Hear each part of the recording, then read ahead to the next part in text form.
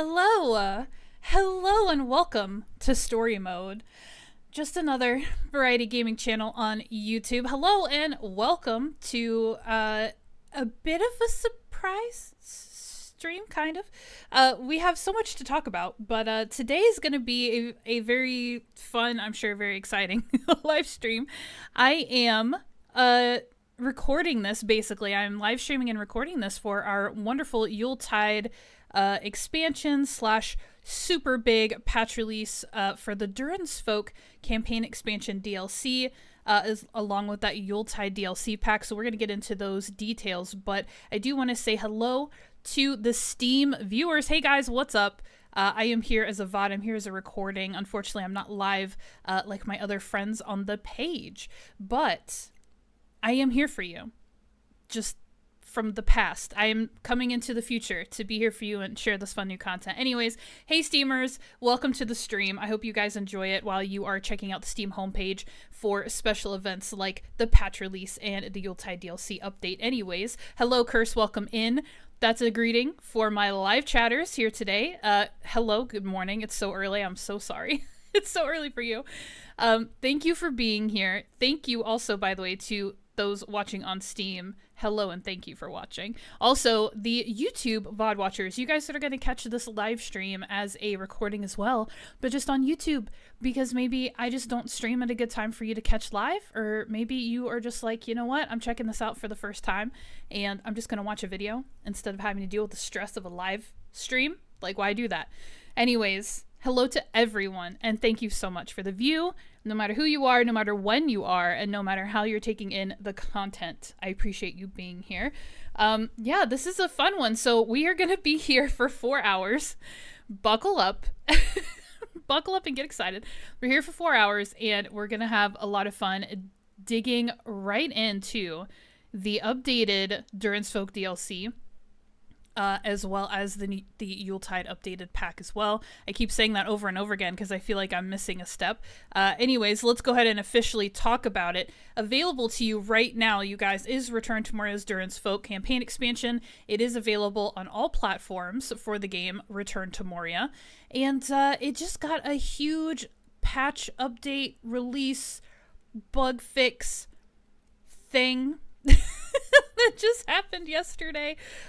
Big bug fixes. We were all struggling a bit with this DLC. Unfortunate things had happened and it wasn't functioning as well for a lot of people, and we were struggling with a lot of elements, but the team has been working day and night and to roll out a patch to try and fix a lot of these issues for us so we can dig into the DLC a little bit easier. So we are definitely going to get into that tonight. It is also available to you. Also available to you is a brand new update for the Yule-Tide DLC pack. So this DLC isn't content-based, but it is items and it is cosmetics for your dwarf. So there actually, is there a cosmetic? I might be lying through my teeth. There is a cosmetic now. Whew, I'm telling the truth. Thank you for the update, Free Range Games. Because there is now a cosmetic that comes with the Yule-Tide pack. So this pack has gone through a whole just process. I believe Yule-Tide was originally released in winter for like Christmas 2023, which was the year the game came out. It was free, I think, when it first rolled out, and it just had a couple of little festive elements to it. So now it's been updated years later. I'm not sure. I should have looked up the price. I'm so sorry, you guys, but it's been 99 cents on the Steam store forever. It just went up to like $1, a US dollar for us, and they've added a whole bunch of stuff to it. So I should double check and make sure that the price is still the same. But anyways, check it out. If you're on Steam, go ahead and click over to the Yule-Tide DLC pack and see what all it has for you. We are going to see it for ourselves, and we're actually going to see a lot of it really soon. So get excited. Also today, you guys, I'm hosting a giveaway stream.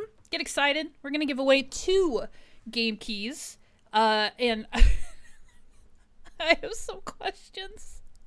I have some questions that need answered because I'm a professional live streamer. This is what I do, and I'm so good at it. I actually have to clarify which platforms the Yule-Tide DLC key is available for. So I literally posted, my Discord is actually active right now because I posted into it to ask what platforms we can use. Because according to the last 2 giveaways that we've done, the Yule-Tide DLC keys are only available on Steam, and so I need to know if that's still true, or if I can get these for my PS5 players or my Xbox players. So that question is in the atmosphere, and hopefully I'll get an answer during stream. We're going to be here for 4 hours, and unfortunately, I'm so sorry I didn't think of it until like right when I hit live. So hopefully that question gets answered while we're here today. But I am hosting 2 giveaways, and it's going to be phenomenal. Give me 1 second, by the way. Again, hashtag pro streamer. Because I need to set up a giveaway page now, don't I? Fortunately, it's very, very easy, so this will just take a second. Everybody, we'll do join, like we always do. Okay, so I am going to give away 2 keys tonight. Type !join into the chat to be entered into the drawing. And the only rule is that you've got to be here when we draw, which will be at the end of stream, which will be 4 hours from now. So that's a lot to ask, but I want as many people to have the chance to get into the giveaway, and the longer I stream, the more people are going to kind of stop by and have that opportunity. So type !join into the live chat. You'll be entered into the drawing, and then we're going to draw 2 at the end of stream. And that's all I have to say about that. So let me do this and this and this, and let me let you know that there is a throne wish list for story mode for me, Faith, on story mode. And everything on that throne wish list is associated with content creation. So if you ever thought to yourself, hey, I would love to contribute to story mode channel because I find it entertaining or funny, or I've learned something, or it has some kind of value for me, and man, I really wish I could just like super chat or super sticker, or if I could drop some points, or if I could tip on Streamlabs and whatever other monetary options are out there for monetized channels. Which I have a fun note about monetization we should talk about. If you ever wished you could, now's your chance. You can actually click the link in the chat. Thank you, Kathleen. Wow. Thank you, Cursed, for putting that link in the chat. You can check out my throne wish list. Everything is crowdfunded. So if you wanted to put a few bucks on there, you could. If you want to contribute more, you could. It's totally up to you. And anything that you support through the throne wish list for the channel, it's going to come right back to you in the form of content. So you're basically just paying for more stuff from me. So it's just a wonderful loop of awesomeness, and that's how we do. So there's the wish list. Check it out. Also, there is an alert on the stream. If anyone happens to donate while we're live, there will be an alert letting us know who and what and where, and hopefully I can pay enough attention to catch the details. So anyways, Curse, let me catch up with you. I have so much to say and yet nothing at all to say. At the front of stream, you appreciate me? Stop it. I had forgotten about the update, and when I logged in yesterday, I got the mountain shook graphic and was like, what? Yeah, just you wait for next stream shenanigans. I'm so scared. I am so scared. No worries. It's gonna be fine. Yes, we had a huge update, and the patch rolled out actually pretty early. I was concerned because the DLC, Durin's Folk, when it actually dropped originally back in November, I think it was November 18th, it dropped, and I was able to upload it into my system maybe like an hour or 2 before I was scheduled to go live, and that was a little bit close for me. It was a little stressful, so I thought this time around, I push Monday streams to Tuesday all the time just when it makes sense, and I thought, you know, with the patch rolling out and it being such a big one, and with the other things being added to it, I thought, you know, let's not have the pressure. Let me just push this to Tuesday, and then that way all day Monday. Also, they release on Pacific time, and I'm in Eastern time, so like there's all kinds of considerations. I was like, let's push it to Tuesday so that I'll be certain that I'll have gotten the update. I might have actually had some time to spend with it, and everything would be set and good for us. We wouldn't be risking maybe missing it or something if we did this on Monday. So yeah, so all of that to say, it did roll out yesterday, and yes, the mountain shook. There was an earthquake. So unfortunately, that might mean that some debris has respawned in a lot of worlds and all of that stuff. So it's a little messy sometimes, but totally worth it. So I spent a lot of time yesterday. I also got a surprise day off work. That's a whole story that I'm not going to tell you. So I had all day to really dig into the patch, and we're going to talk about it. We're going to get into it. I'm going to stop wasting everybody's time. Get excited. We're going to get into this. Is there anything else I need to do? I don't think so. I think that checks all of my boxes. We just need to get into this game. Okay, and I have audio on, so keep me posted as always how everything is sounding. And let's play this game. Let's play this game. So, first of all, let me introduce you to the new cosmetic skin. Wait, know something good because of... Correct. Yep, correct, cursed, yeah. Skipping all that so that we're focused mostly on promotions and gameplay, yep. So, this is the new cosmetic skin. It's a little creepy, it's a little awesome. I love the bells.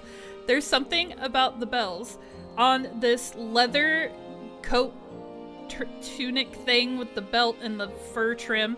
So yeah, this is the whole thing. Let's get a better look at it in the wardrobe. Here you go. Cabroon mask. And I do know, based on the Forge talk, if you guys caught it, the most recent podcast with the development team, they were talking about this cosmetic, and it's very Krampus inspired, which I think most people will catch. And if I'm correct, that's a Nordic myth? Maybe? Is it of Norse originality?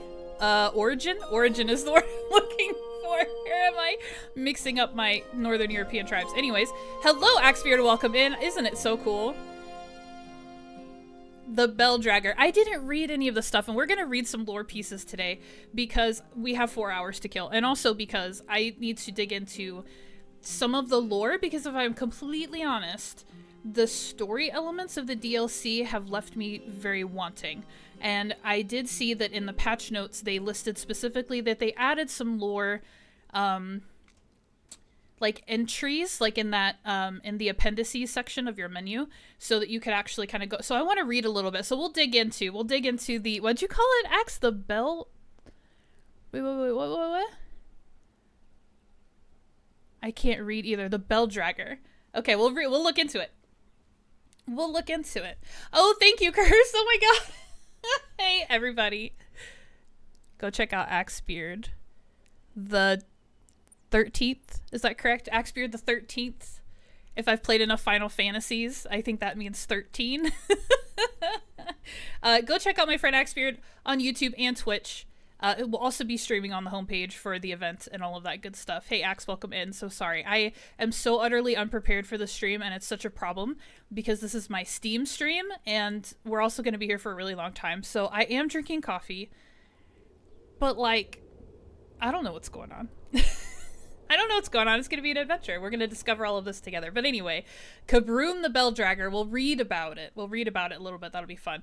But yeah, this is the new cosmetic. I love the coat. And the helmet, it's so funny because I did something similar, believe it or not. I have photographic evidence. It was a combination of makeup, hair, and horns that I did for a cosplay. And cosplay is a strong word. It was more for like a Halloween costume, but when I was steeped in the cosplay world and I was trying to do really legitimate costumes, it's some things that I played with. And I had colored contacts, so they weren't red. I think they were like a pink. But I did this whole, but I didn't have the beard. I didn't roll out a beard for my costume, so they've got one up on me here. But yeah, this is based off of the Krampus mythology, which I think is of Norse origin. I'm not sure. We'll find out. Let me catch up with chat really soon. Cosmetic is cute. Bjorn claws. Yeah. Let me make sure I didn't miss anything. I thought you would love it, Axe, when I saw the tease in the Discord. Yeah, he was very excited about this helmet, as was Ara. Alpine folklore for Krampus, so Germany, Austria, Slovenia. Okay, gotcha, thank you. I've seen said photo. I think it was pretty epic. It was. And we're going to look at more things, but here's the cosmetic. We're going to start here. Now, what's really fun is we are in... This is actually Aldrich, not Bjorn. We are in our story mode campaign that we originally played together. And we're actually in the Narvi's Forge, and there's a reason that I brought you here. We're going to jump around a little bit tonight, but there's a reason that I brought you here, and basically I think it's because I've been playing Animal Crossing, so I'm in that mode of, like, doing little tours, kind of like island tours. So I will just say that yesterday, when I was really trying to engage with, like, the patch and the additional, DLC and all of that stuff, I spent a lot of time in this because this is the save file in which I have the most progress. I'm pretty much done with the DLC, and I'm almost done with the trading camp as well, as far as unlocking anything I really want to get. and then honestly just trying to get rid of my trade goods at this point. We'll talk about it. But I was in this game because it's like I've made the progress here, and so I wanted to engage with everything here at this point. Now, when I start to walk you back through the DLC, we're going to revert back to Bjorn in Khazad-dûm and pick up where we left off on our last episode. So we're going to jump around just a little bit, but I want to show you guys everything that I did yesterday in the Elven Quarter, also Narvi's Forge. So that's where we are right now. And some of it's cool, some of it's meh, but I just wanted to show it off because I worked on it all day. So we'll go back here really quickly.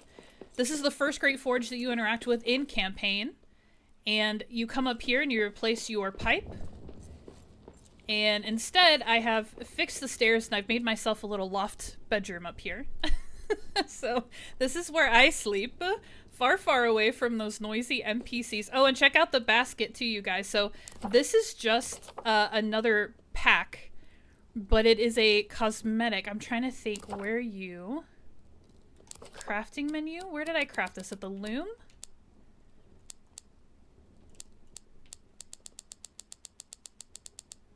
Nope. Did I craft it at the workbench? I will say you really have to look out.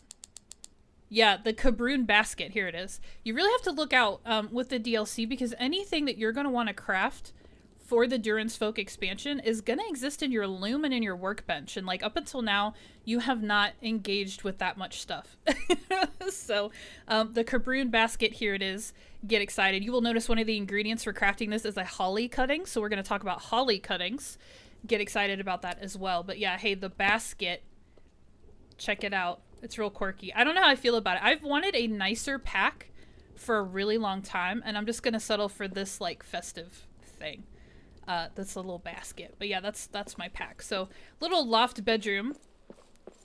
Nothing too exciting. Do you see the wreath? I blew right by it. I blew right by it. You're going to see a bunch of them. Here's the new Yule-Tide wreath. Look how cute. I love the orange slices. It makes me think of Punch. Place my pipe and then hide from the horde. Yes, duck and cover. Now I can take a nap while the horde goes. I was going to say the wreath is super cute. It's really fun. Over here is a teeny tiny little workshop. Workshop is the word I want to use. This floor had to get raised because there's a lot of debris and issues back here that you can't just get rid of. So I raised the floor and then I put a little workshop up here. And when we revert back to the other save file to pick up where we left off in our DLC playthrough, blah, blah, blah, there's going to be like big workshops and stuff going on. This is just because I'm done. Like I'm done with the crafters. I don't really need them anymore. So I just kind of have this here to represent. And I have some storage, nothing too crazy. Check this out, you guys. I love this, the secrets that they kept about the things that they were going to release with the Yule-Tide update. This is a brand new storage chest, you guys, and it's called the Puzzle Box. And I love it really just because who doesn't want more options for storage? So this is the Puzzle Box. It works exactly like a storage chest, and it looks so stinking cool. Look at it. I had feelings at first that it was actually a box, but I've gotten over it. I'm totally fine with it. So yeah, there's that beautiful situation right there. And you guys had seen the Tree of Gondor replica. I showed you that in our last episode, but did you see the holly trees that you can now plant? Remember those holly cuttings I pointed out in my menu? You can plant them in tree boxes, and unfortunately, we still have a few bugs to work out. Just a few. They outgrow their boxes. It's a little awkward. But these are really just here to fill space, and also I've been harvesting them to get more of the holly cutting.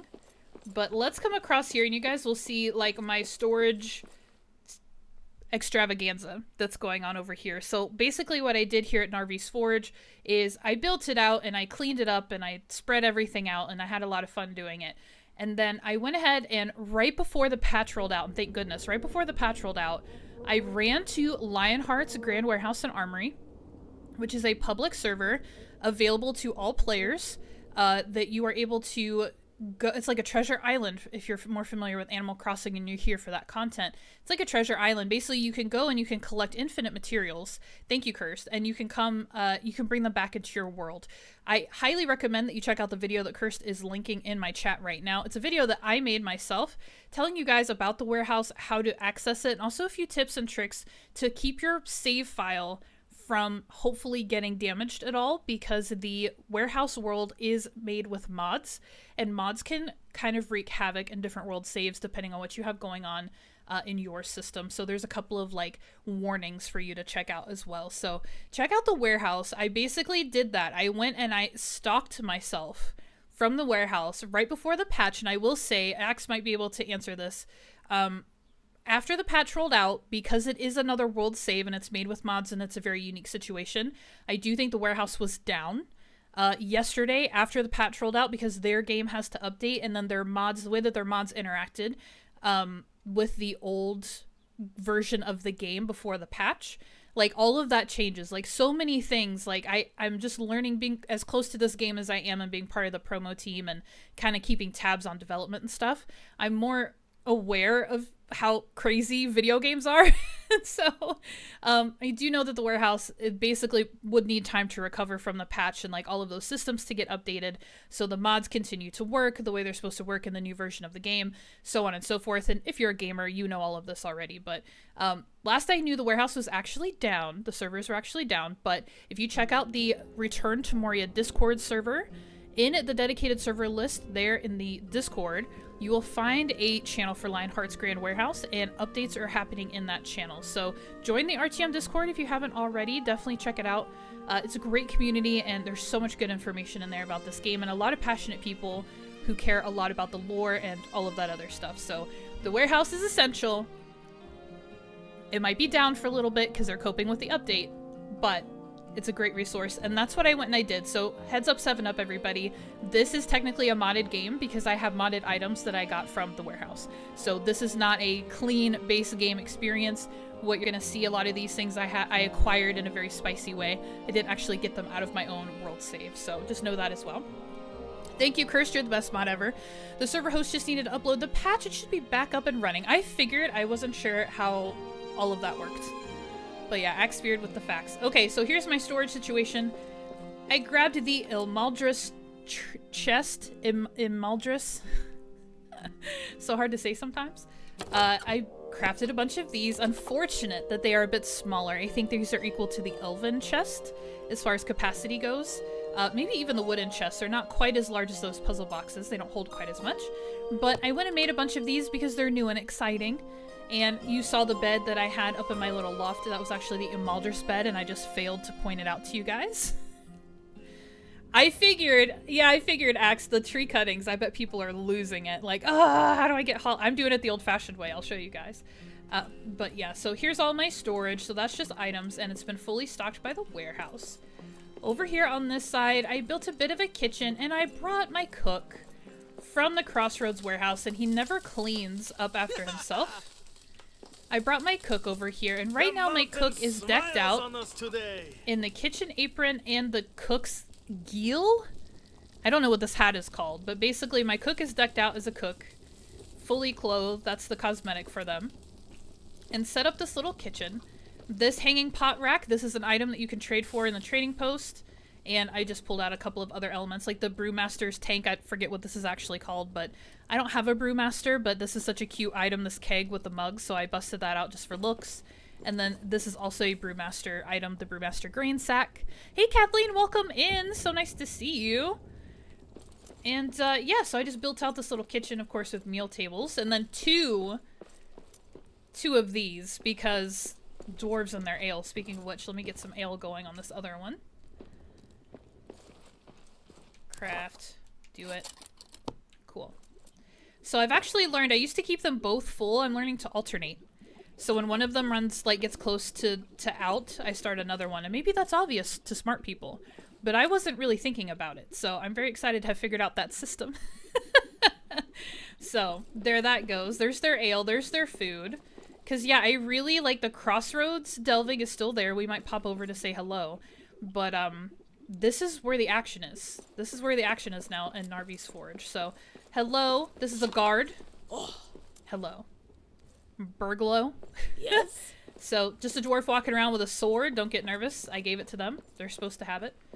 And here's a little sleeping area with a little chill area as well. I'm not sure what direction to really go. And to be honest with you guys, I'm really just showing this, and then we're gonna pop over and actually play some game. So really I just need to walk around and show it to you. Here is the Ilmaldris dresser. So there is a new furniture set. That is the Ilmaldris one, and maybe tonight we'll see how the deal, like how progress works for us tonight. We may get to the point where we find and unlocked these items. Maybe. But they are part of the DLC. So here's a couple of sleeping options for everybody. FYI, Nightcrawler will stop hosting the Grand Warehouse on January 1st. Yes, I did see his announcement of that, and yeah, that's why I was talking to you, Axe, the other day about trying to get the warehouse save, and I kind of gave up on it. I still haven't figured it out. But if you are on PC, playing this game on PC, you can download your very own warehouse save file, like save world, and it's already kind of pre-set up to do all of the things it's supposed to do, so you'll have like an infinite amount of resources. I can't quite figure it out. There's something weird going on with my system.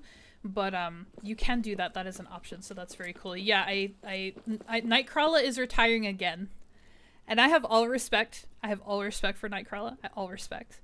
This is the second time I've been told that they're done with the server, so I kind of take it with a grain of salt.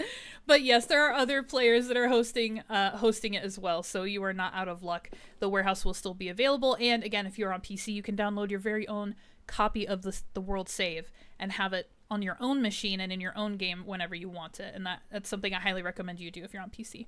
Did you place the new meal table? Did I miss it? No, I haven't, because I haven't made it yet, because I didn't have enough holly cuttings, and then when I did have enough holly cuttings, my priorities were elsewhere. But we will see it. We're actually going to, okay, here's what I want to do. I'm going to show you guys Narvi's Forge, then we're going to jump into different world save, and then we're going to engage with the DLC a little bit in terms of progression and story, but I want to get to Durin's tower, and I want to start building and breaking, and I want to bust out the wintry Yule-Tide items up on Durin's tower, because there is snow. It's a snow-covered tower, and I discovered that if you break the existing stone floor that's there by default, it just uncovers snow.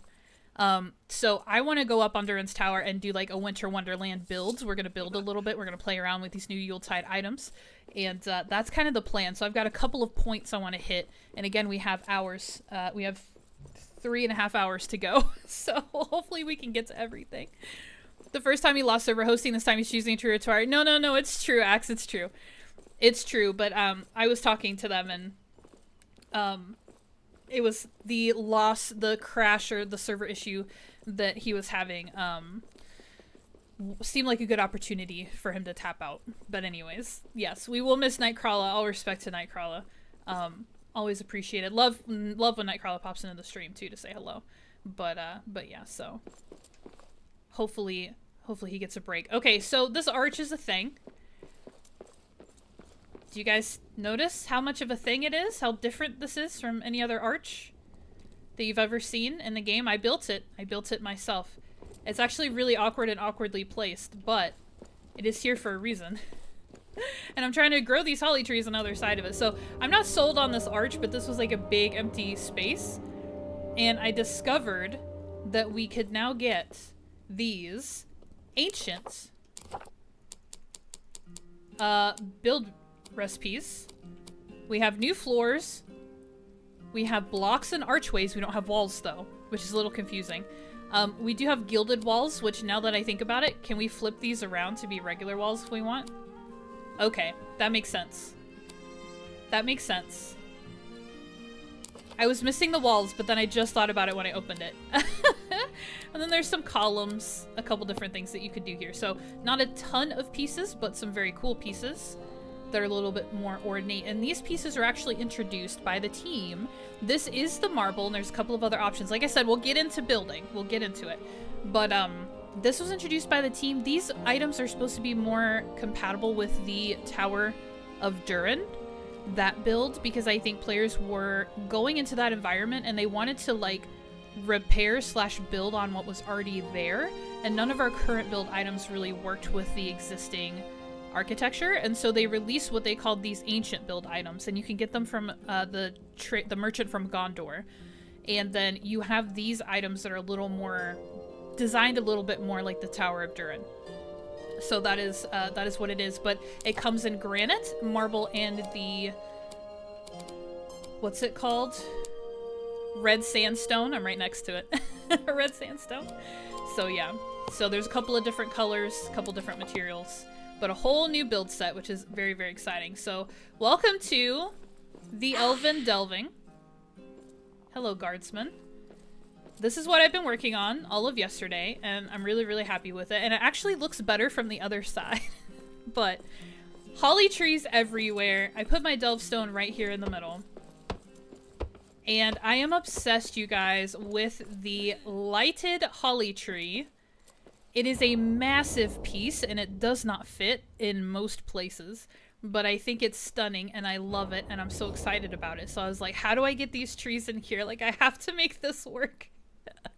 So I built up walls around Narvi's Forge here, because one of the real struggles about the Elven Quarter is that it's just a bunch of cliffs and ledges and water features and all this other stuff, and like it's so hard to just build a straight line and a fortress basically to block everything out, because I'm still getting, even though the entire Elven Quarter is under a hearth grid, I'm still getting sieges. I'm still getting orcs and wolves and wargs and all that stuff in here. So I don't know if I'm doing something wrong or if I'm just misunderstanding how that mechanic is supposed to work. But basically, you still get enemies in the Elven Quarter, even if you've covered it top to bottom, back to front with hearth grids. And I needed some way to keep them out, and I was really struggling on how to do that. So anyways, really all this delving comes down to is it's a salvager's haven, and they really, really love to stand on top of their crops for reasons I don't understand. They love to stand on top of them, and it could just be because I'm putting so many down. But yeah, here we go. So we've got a lot of plants growing. I've got a lot of salvagers in this area, and it's so funny because it's not like I need a bunch of crops, but it's more like, hey, I'm in the Elven Quarter, so what am I gonna build in here? And I'm like, oh, well, plants. Like, this has got to be like a natural farming area kind of situation. So here it all is pretty straightforward. It's really just a big farm plot.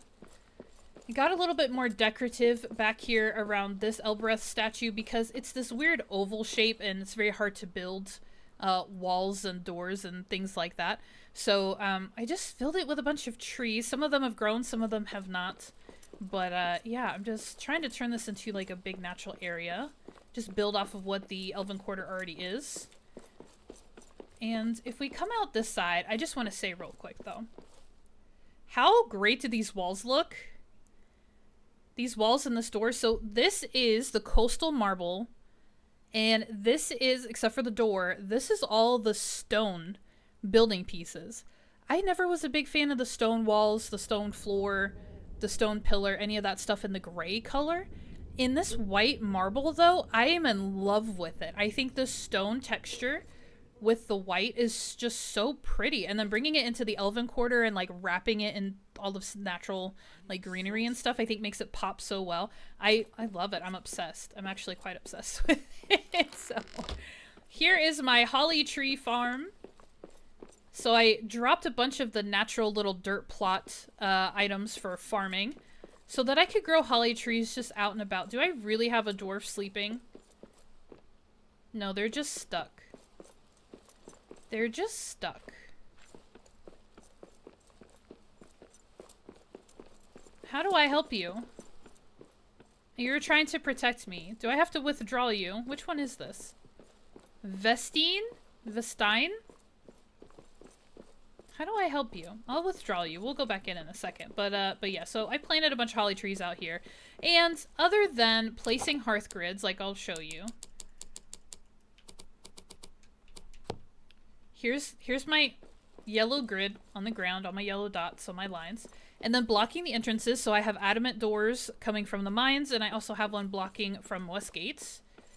And then I've walked the entire length of the Elven Quarter. I've placed hearths in a bunch of strategic places so that I would have this grid solid across the entire Elven Quarter, and I just keep getting enemies spawning in. I was hoping to avoid it, but life is life. But yeah, so other than placing blockades at the doors and then placing hearths to have a grid, I did plant just a bunch of holly trees. So I keep coming back here to harvest them.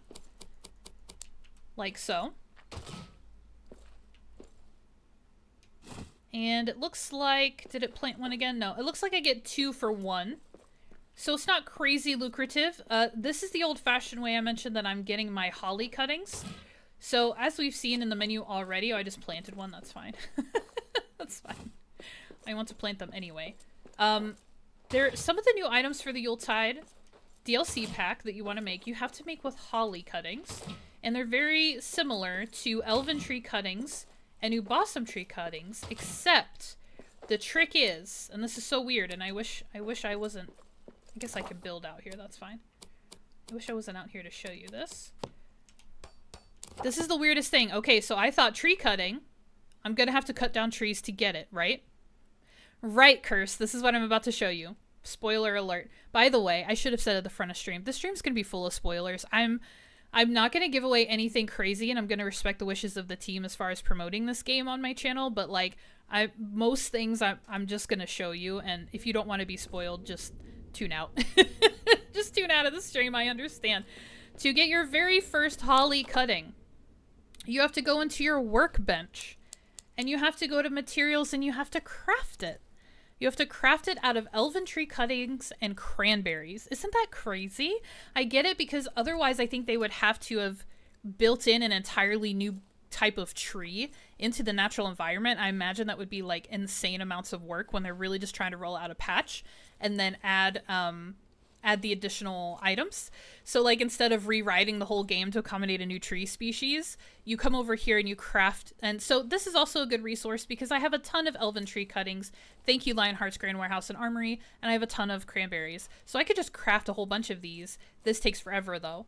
But this is where you start. You start at the workbench. And so my first piece of advice for anybody playing the DLC for the first time, if you are acquiring recipes from traders, from anywhere, if you see it pop up on your screen, recipe for something, check your loom and check your workbench. It's not going to come naturally because we've been crafting at the furnace and the forge forever. But check your workbench and check your loom. Your loom is where all of your clothes are going to be made. All of the outfits that you get for your NPCs and the hats are actually all crafted at the loom, as well as a couple of other story-specific items are going to be the loom as well. So like, if it's not obvious, check your loom and check your workbench. Just do it. Just do it. But then, once you do craft your first holly tree cutting, you can, of course, plant them. And then you can harvest them the old-fashioned way. And like our friend Axbeard just said in chat, they are working on getting the holly tree cuttings into the warehouse. So at some point soonish, no guarantees and no time frame for you. At some point soonish, you'll be able to go to the warehouse and just get a fat stack of them. But for now, I suggest crafting a few, planting a few, and then harvesting them, properly farming for resources like we did in the old days before we cheated with wonderful resources like the warehouse. We actually worked for our stuff. Pick it up, yo. So I think this is the maybe the third time I have farmed these trees. So I'm going to run through, I'm going to pick all this up, and then I'm going to replant them. And what's nice about this area outside of my delving is that there is natural light out here. So I don't have to put Afan lamps or anything. These are all just growing on their own based on the natural light that comes into the Elven Quarter. So that's very, very nice.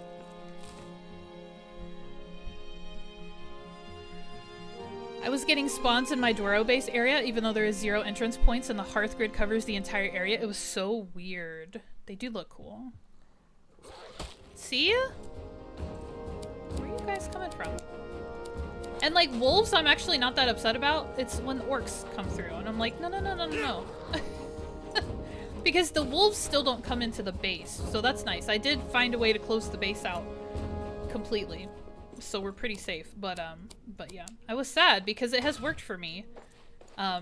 in my Drodelf curse, like in yours, that I wasn't getting enemies spawning in there anymore. So it could be a million different things. It could be all just the tweaks, all the updates between Durin's Folk and now this patch and hot fixes and everything they're rolling out. I feel like PC game updates are kind of like prescription drugs. Because you get a medication to fix something and then you get like 3 other side effects from it. So now you have 3 new problems after taking what you needed to take to resolve the first problem. That's my correlation. But yeah, so it could just be a side effect of maybe it was a bug in the first place that they never showed up, because I do know that they want enemies to kind of be a continuous resource here in the game.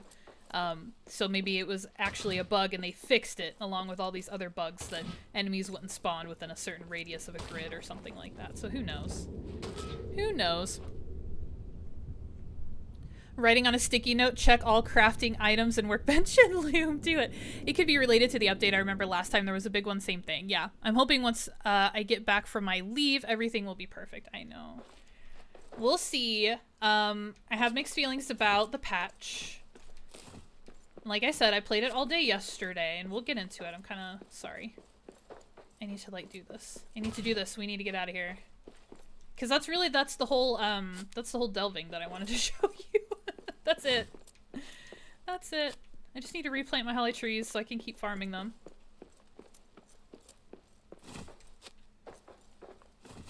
Ooh, it's picking stuff up automatically now. It's did this a couple of times, too, I noticed. Where if I was just in the vicinity of things I could pick up, he would pick them up automatically like that. I didn't push my button to do that. Sometimes it works and sometimes it doesn't. Okay. I think that's it. I think that's all of them. So yeah, I will say, and we'll catch it as we run, there have been some side effects with the patch, and it's not necessary. Well, yeah, it wasn't a problem till the patch, to be honest. I was gonna say maybe it was just something that didn't get fixed. I have a significant amount of lag now, and I'm also getting freezes, and a lot of people have reported this since loading the patch. So really, when I'm running, we'll see if I get stuck at any point in time. I'll just get a freeze. But let's look how good this looks from down here, though, because the light is a little bit better. It's not all washed out from the bright light at the front of the delving. I think this looks so good. Yes, okay, so Cursed, you're doing it too. Yeah, I'll just be booking it, and all of a sudden I just freeze. And fortunately for me, I mean, some people are really struggling because it's interfering with gameplay. For me, it's like I freeze and then I just keep going. So it's annoying. Like, you can see the lag. You can see the hesitation happening. But some people are there it goes. Yeah. Some people are experiencing, like, crashes, or they're running in some very dangerous place and then all of a sudden they've fallen off a cliff because of the freeze or something. Like, I don't know how people get themselves into these situations. But yeah, for me, it's like I'm just trying to get somewhere and I'm being slowed down a little bit, and that's unfortunate. But yeah, other than that, it's not too big of a deal. And then I haven't adjusted my graphics settings. I don't know if turning down my graphics quality in my settings would help at all. I haven't even tried. But yeah, so this is something that has definitely been reported on multiple tickets. So hopefully they have a chance to take a look at it. Now let's look at one last little thing. This was a work camp, for lack of a better word, that I built up here, and you guys will recognize the area. Again, we're in the Elven Quarter. And, like, don't worry, I don't think these walls are cool, but because this is not a straight line, and because we can't place walls and stuff at an angle, this is how I had to build a wall over here to keep enemies out. But this is the Elven Quarter, so this is just, like, a top bit of that, I don't even know what to call it, like, extended courtyard. But basically, I made a work camp over here because I wanted to give the Mason NPCs a chance to show me their stuff. And there was a couple of pieces to the puzzle. There's a couple of pieces to the puzzle. Now, up until this point, I have demolished the work camp. I just had 2 masons over here. And I basically wanted them to restore these structures to see if that would actually work. And it was very interesting. So before the patch, I had 2 dwarves. Only one of them would actually work during the day. They were both equipped the same. They were both masons. They both had the skill. Or I gave them the skill or whatever. And one of them would always sit in front of the fire and not do anything. And they would alternate. So one day it would be one of the dwarves, and then the next day it would be a different dwarf. But one of them was always sitting, and then one of them was working. I will say, the patch rolled out, these guys were still assigned to this area, and they were both working when I came over here. Now, it's unfortunate because I am not a scientific player. I don't test everything when it happens. I don't really submit support tickets even if I am having issues. Like, I just kind of play the game and take it as it comes and do my best with it. Work around things. I do complain if stuff doesn't work great. You guys know that. I'm going to tell the truth if something doesn't work or I don't like it. But for the most part, like, it's just not in my head to stop and analyze every single thing about the game. So I apologize if you're here thinking, oh, they rolled out the patch and she's going to tell us all about the changes and differences that she's noticed. I'll tell you what I have and haven't noticed. However, I didn't test every single... So basically, I had 2 masons over here, and all I can tell you is before the patch, only one of them would work. After the patch, both of them would work. But as you can see, these buildings are still not fully repaired, so I don't know if there's a limit to how high the dwarves can go. I don't know if I built some stairs for them, if they would reach the upper levels, or if I built an internal structure in this building where stairs would take them up to these upper levels, if they would get up there. I do know that for the miners, it was suggested by the devs when they played the game, as well as other, like, Forge Talks and stuff. They would encourage players to build, basically make easy access to the ore. So, like, if an ore deposit is just up on a cliff, your NPCs are not going to scale a cliff like you can. So you have to drop a hearth and you need to build them like a staircase so they can reach the ore. So I'm thinking it's probably the same type of situation with masons and buildings. I would actually need to build like a staircase and maybe some flooring for them in here so that they could reach these upper levels. So there's a limit to what they will do. But to be completely fair to them, with no additional assistance from me, they did repair most of what's going on down here. So some of these arches are still distressed, but a lot of these things have been restored, and that's purely by the work of the masons. Now, as soon as the patch rolled out, they were both working. I was like, sweet. I destroyed the work camp because I wanted to focus all of my dwarves and my energy over by Narvi's Forge. So I just shut this operation down. I didn't test anything. I didn't spend any special time to see what they did, what they didn't do, how it worked, how it didn't work. Like, I'm so sorry. I'm not that creator. I'm not that interested in the details. But I will say that my NPCs are working a lot better for me than they were in the past. They also walk faster. I recommend you guys get in the RTM Discord and take a look at the patch notes, because there's over 200 bullet points of specific functions and things that they patched to work in the game. So little things like the NPCs walk faster, like more specifics about the pathing corrections and things like that for the NPCs. So what I have noticed so far, you shouldn't be starving because there's a cook over here cooking food for you guys. What I've noticed so far is that they're a lot more productive. They do walk faster, they move around a lot. Now this could be the layout of my delving, because they have to walk all the way down there to do their job. And then my delving chests are up here because I'm a mean person. But because the delving chests are closer to my storage. And so I'm going to have to go through here and like sort all of this. And so the delving chests are up here. So basically it feels like they're being really productive, but that could just be because where they have to go work and where they have to come shut it down are very far away. And so they're constantly moving around. So I get the impression that they're being really productive. But they do tend to stay in the delving. I have hopped out of here. I have gone to the Crossroads delving. I've gone to Holland. I've gone to the Dimmerald Dale. And when I come back, they are almost always here. But what I have noticed is if I go to the Crossroads delving, which we might as well, because I don't think there's anything else I really need to show you. We'll hop over there real quick. And I don't know if anybody's going to show up in the delving. So here's what seems to be happening. It seems like the expectation, the system kind of expects you to work out of one main delving. And for the most part, that makes sense depending on what your priority is and the way you're playing the game right now. If I am purely focused on the trading post and trading with merchants for materials, I'm going to be here. I'm going to be in the Crossroads delving because this is where I've built my factory, right? So I've got my workshops over here for the blacksmiths. I have workshops up the stairs for the artisans. all of that good stuff. I've got all the beds, I've got all the storage. We've been here before. You guys are familiar with this layout. So this delving is not quite complete. And as far as this game goes, I really am just trying to max out my delving level. I'm really just trying to reach the end of the game. Try to get everything of value from the merchants that I can, and then max out this delving, and I think this is the last stage, delving level 6. I think it can only go to 7. Let's see what it says. Yeah, maximum delving is 7. And I'm at level 6 right now? In Crossroads. Yeah, the Crossroads delving is level 6. So I have one more level to go. I'm really close. I'm 7,100 out of 8,500 pride, so not too far to go. So it encourages me to keep this delving active, even though I don't actually need these guys to make me any more trade goods. I don't need them to craft me anything. But like, do you notice how there's nobody here? And we were just at the delve stone looking. And I should have 1, 2, 3, 4. I should have 5 dwarves walking around here, and nobody is here.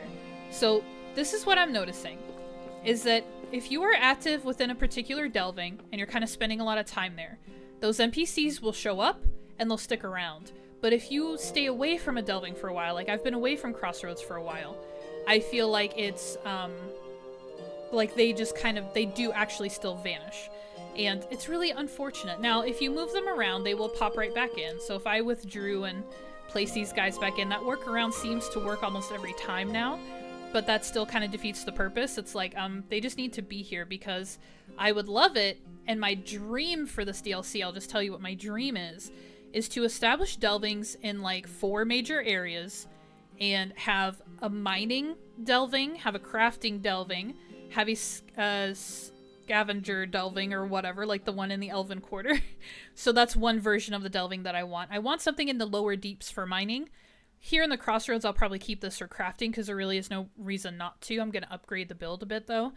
And then I do want to put something at Durin's Tower like I'm talking about. So maybe that would be... I don't even know what I would do there. But basically, I want to have multiple delvings going at once. And the fantasy is that each delving could have 1 to 2 functions that it specializes in. And I can divvy up my 21 total NPCs between those 4 delvings. And they're all going to function independently, and then I can just pop in from time to time. If I get them a cook, if I get them a brewmaster, to basically max out that automation potential that the DLC has for this. And then I can still run around and play the game myself. Because like I said in the last stream that we did this, my entire gameplay experience has come down to babysitting NPCs, and that's not that fun for me. So with the patch, I was hoping that these multiple separate delvings could function over the space, across the world, and they would all be active even if I'm not there. But it doesn't seem like the case just yet.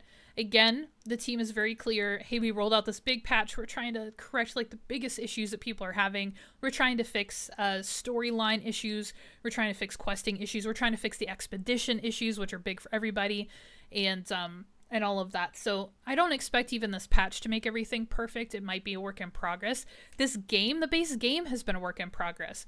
It came out in 2023. I didn't find it playable until last year because of the difficulty levels that weren't available, and then they've adjusted the lighting. They've adjusted so many dynamics for this game over the course of the year. So to me, I just acknowledge that, like, yes, it's not perfect, and yes, that's disappointing as a player.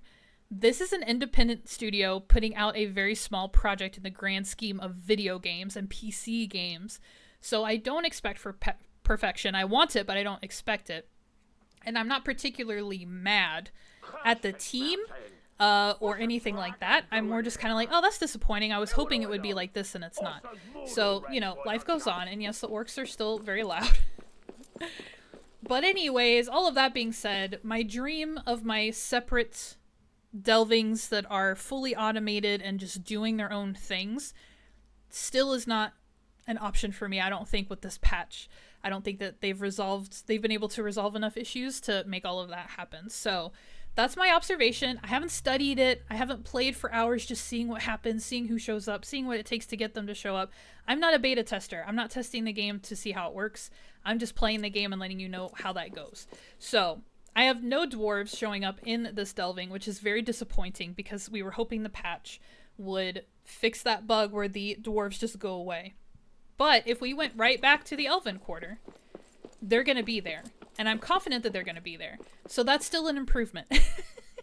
Because the Elven Quarter is still rocking right along right now, even though we're in a different place. So I'll take what I can get, because I used to not be able to leave the delving at all, and they would all just disappear or stop working. So here are my chests full of trader goods. These are the items that your artisans and your blacksmiths and your metalworkers, and apparently your cooks or your brewmasters actually can craft some things. But these are trade goods. You can't craft them. You also cannot use them. They're basically currency. They're not real items. They never take a physical form. They're just here. But here are all of the things that I was trading. I would have my crafters craft so I could trade these to the merchants. And then I could get the thing. You know what I'm gonna do? Because I'm getting really annoyed by it. I'm gonna turn all voices down for now.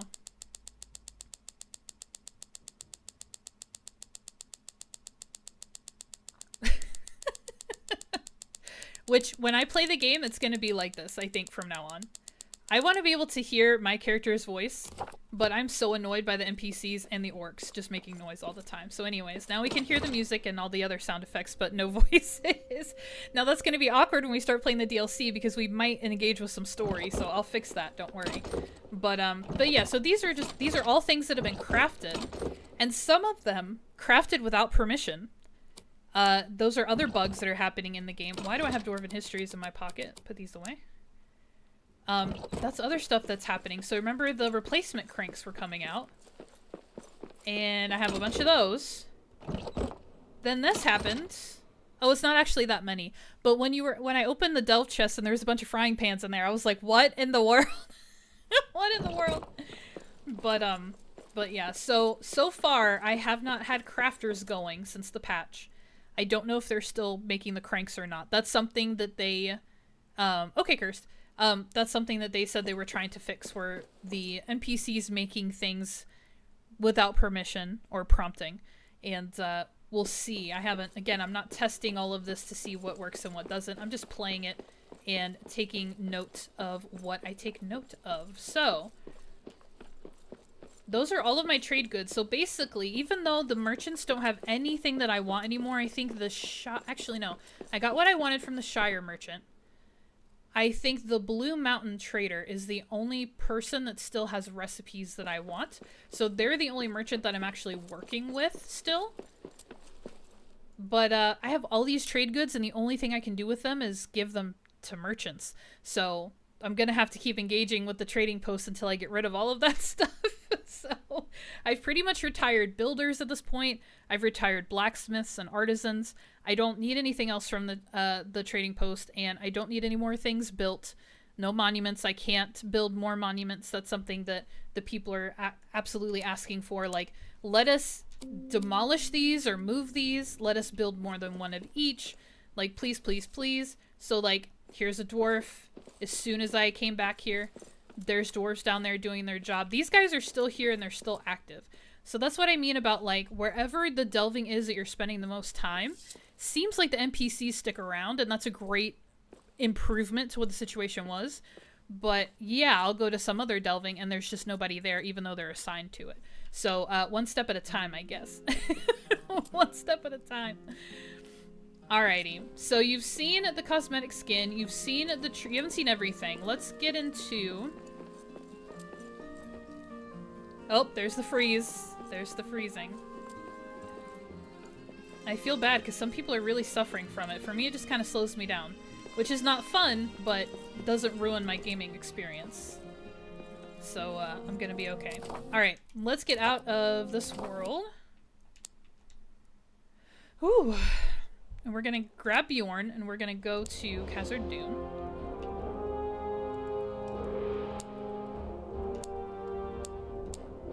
There we go. I'm gonna drink some coffee, because wow. Wow, we have 3 hours to go. There it is, an earthquake shakes the mountain. It shaketh the mountain. Oh, coffee. It's early enough. I started early. I never said that out loud, but since we're going for 4 hours instead of 2, I definitely started the game early.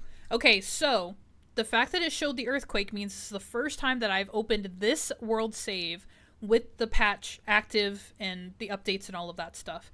So that's why I wanted to show you what was going on in the Elven Quarter in my other game first, because now we're basically going to pick up where we left off in the DLC progression with the patch applied and the new Yule-Tide items. So this is like as if you were to walk into it fresh. I will say, friendly reminder, this world save as well, though, has spicy items from the warehouse. So I have special weapons and tools. I also have materials that were supplied by the warehouse. So this is not a base game. I have more access to more things than the average player who doesn't use the warehouse. So just know that that's what the difference is between my game and potentially yours. Is you might be a true dwarf of the mountain, cut from stone and hard as iron, and you're gonna just farm and farm and mine and grind for all your materials, and that's how it's gonna be, and I have all the respect in the world for that.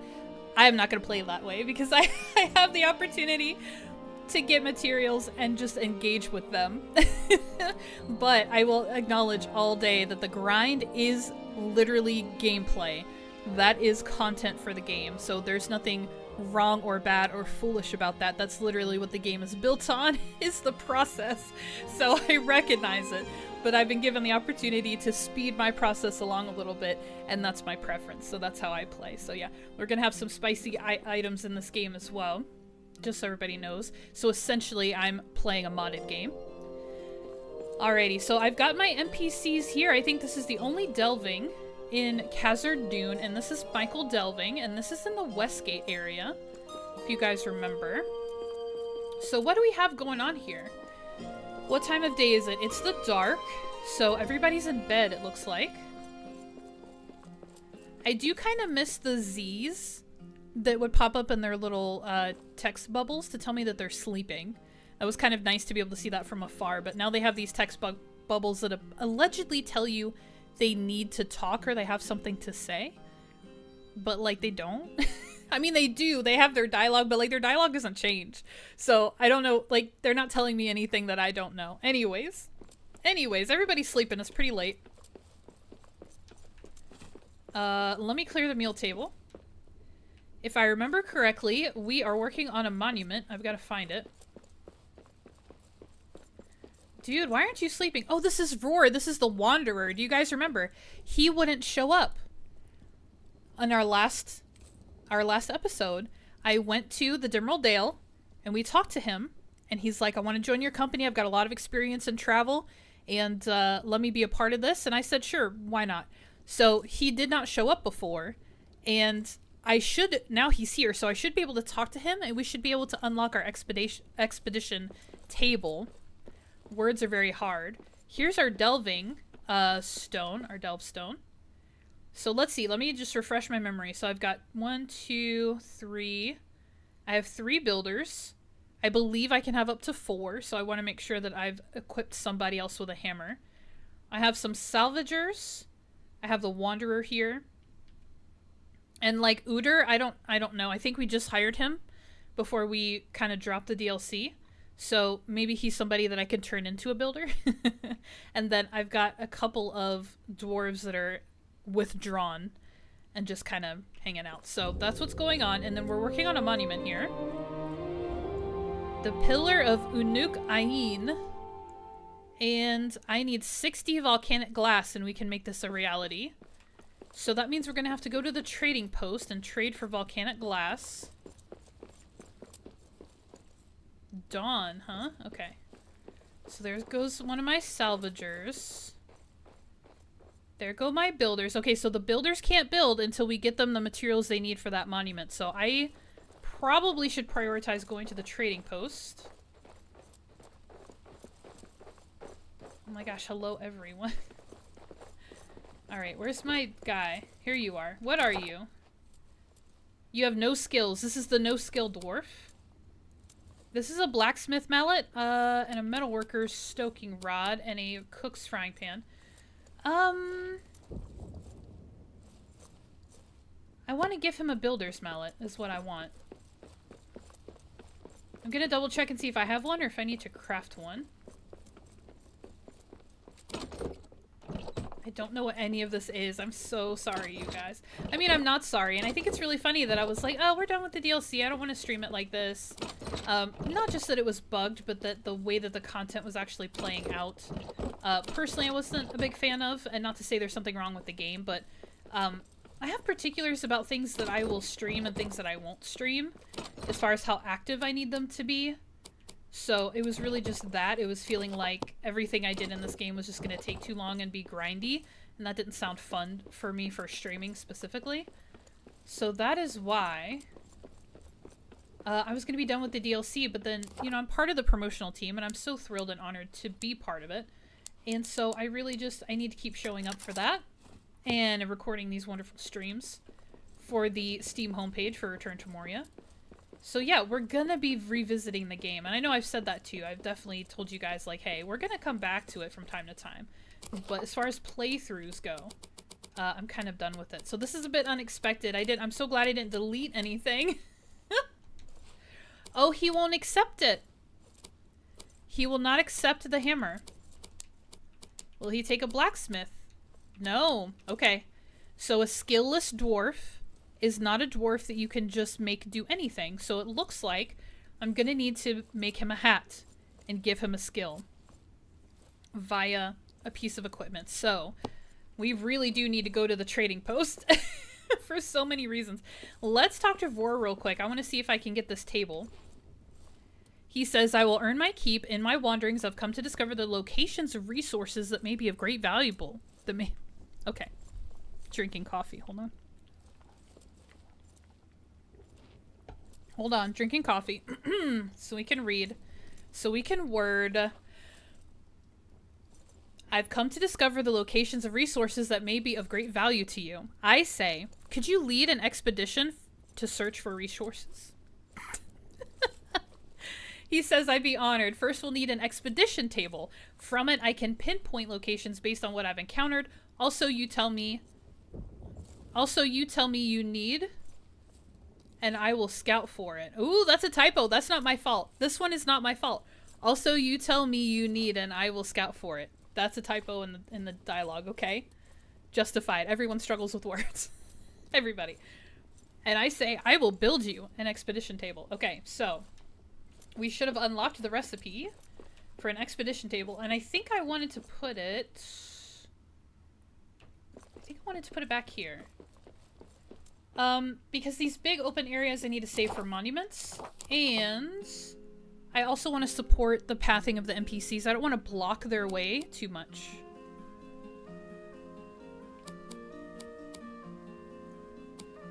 I don't see it, you guys.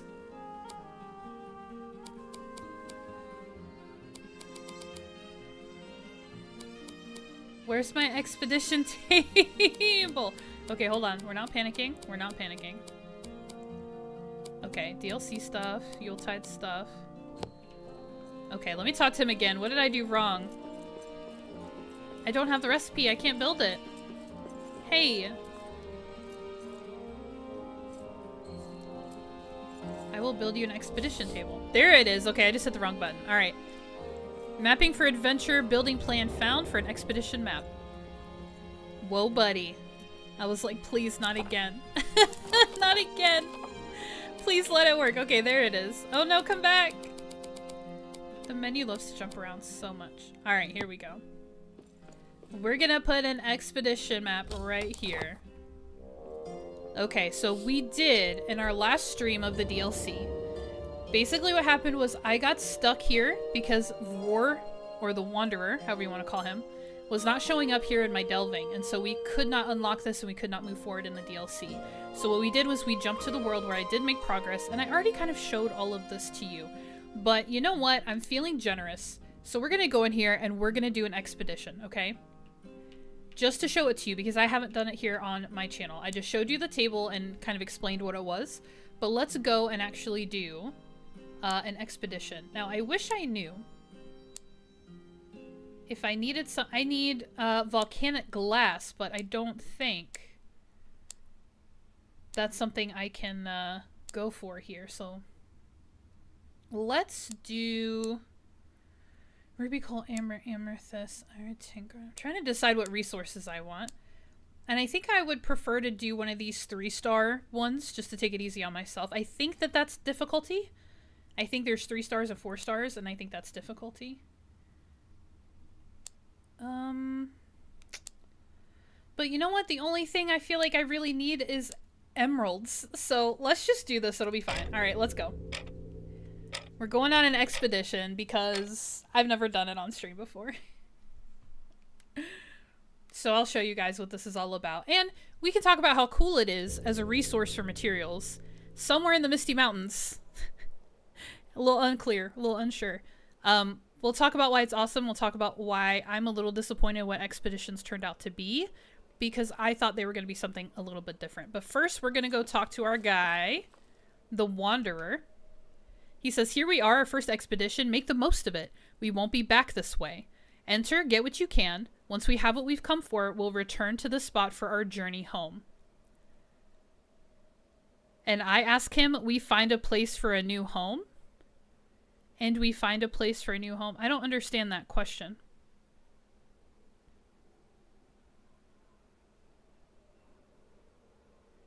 Why would I ask him, and we find a place for a new home?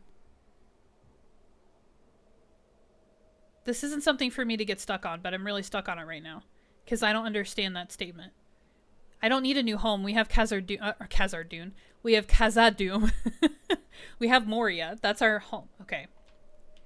It's here, mountain lore. That's an audio setting?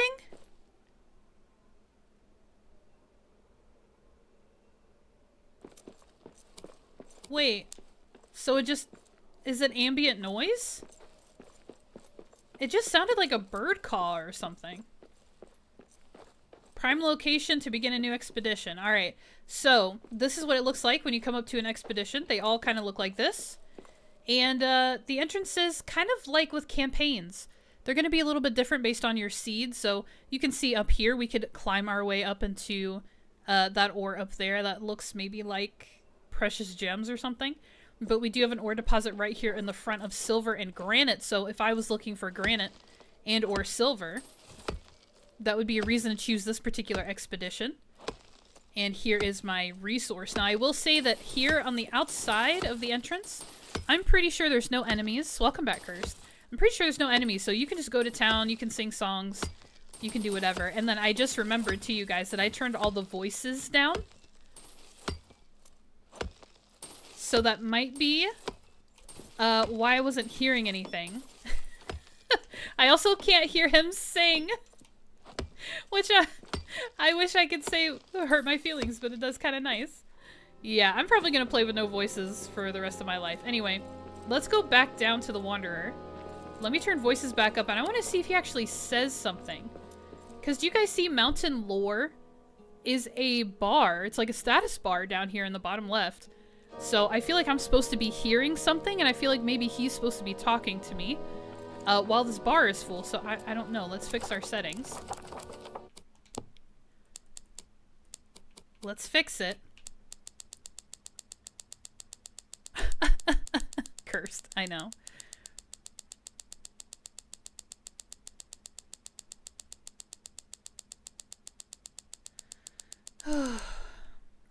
The only reason I'm putting it to 100 is because I need to be able to hear character dialogue.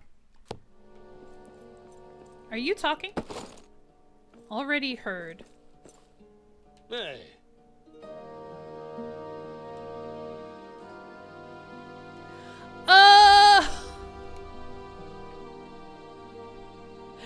Hold on.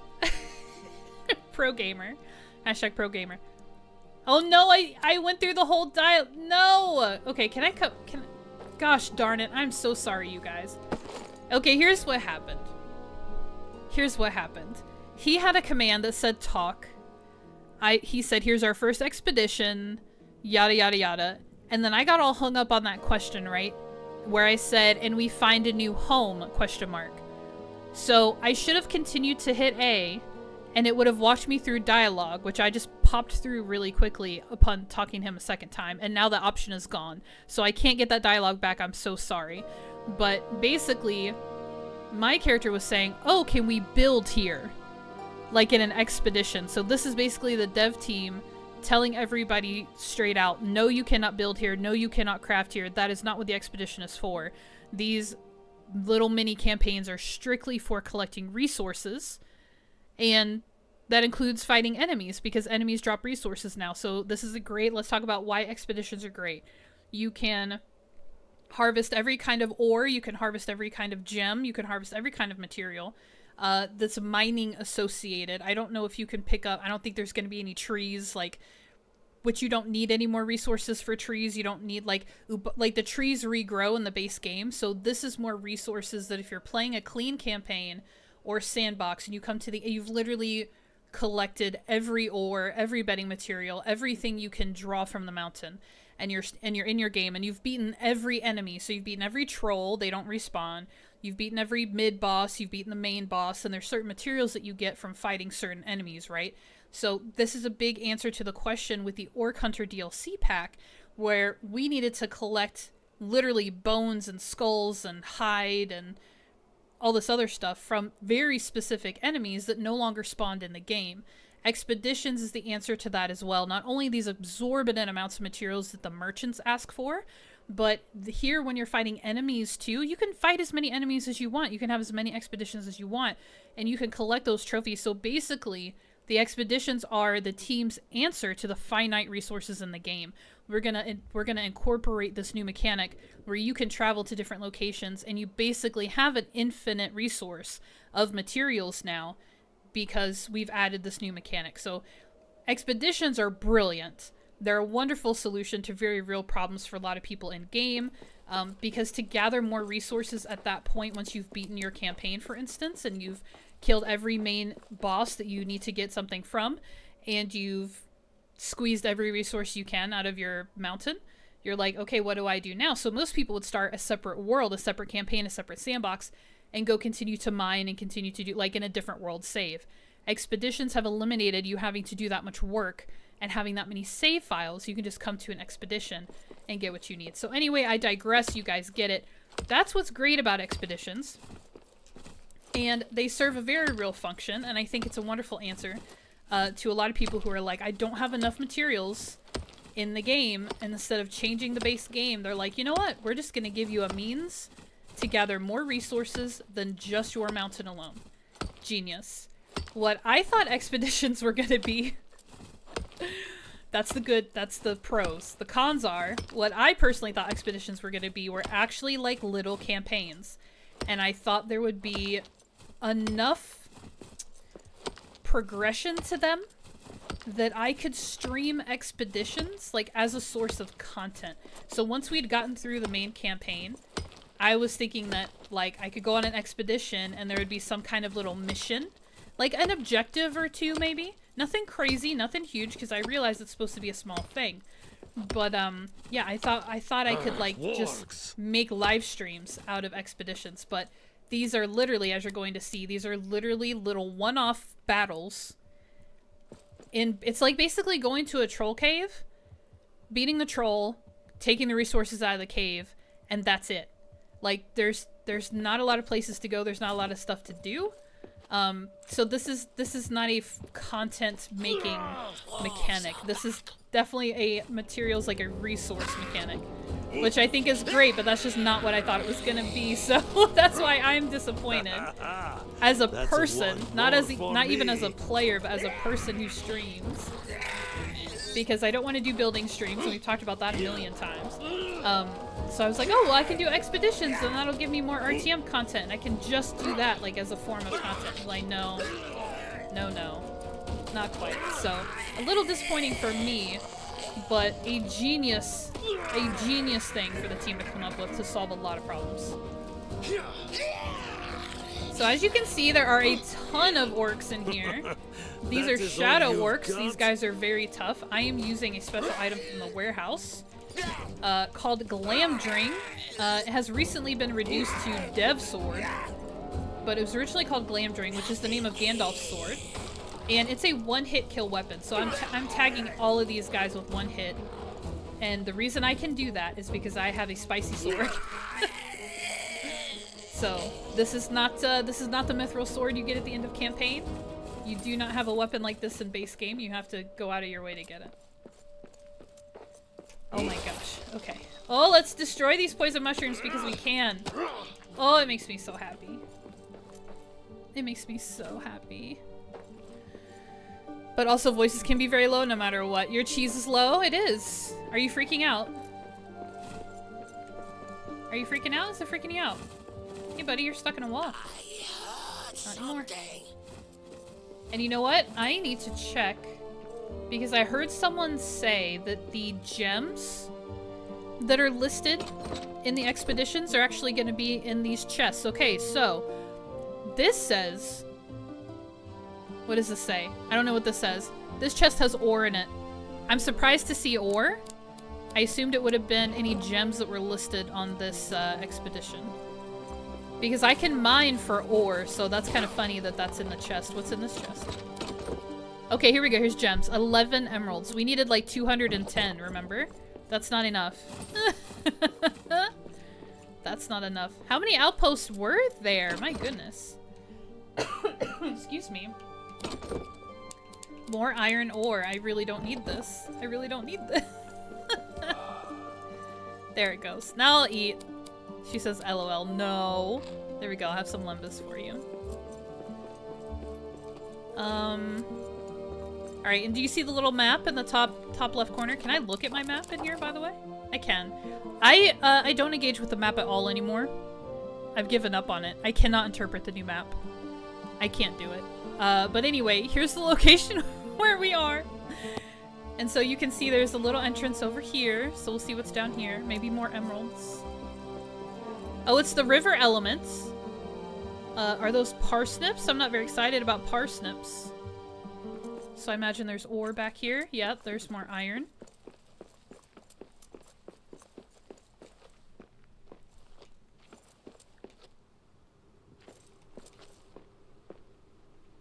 Okay. So yeah, ore. A, my pockets are full. B, I don't need any of this. So I'm not gonna, like, go. But basically this is what it would look like if you did an expedition. These are all formatted different. They're all going to be randomized for you. So you might not necessarily come across a river. You might come across a different default landscape from the base game in an expedition. But basically you're going to have access. Looks like this is more silver like we had at the front.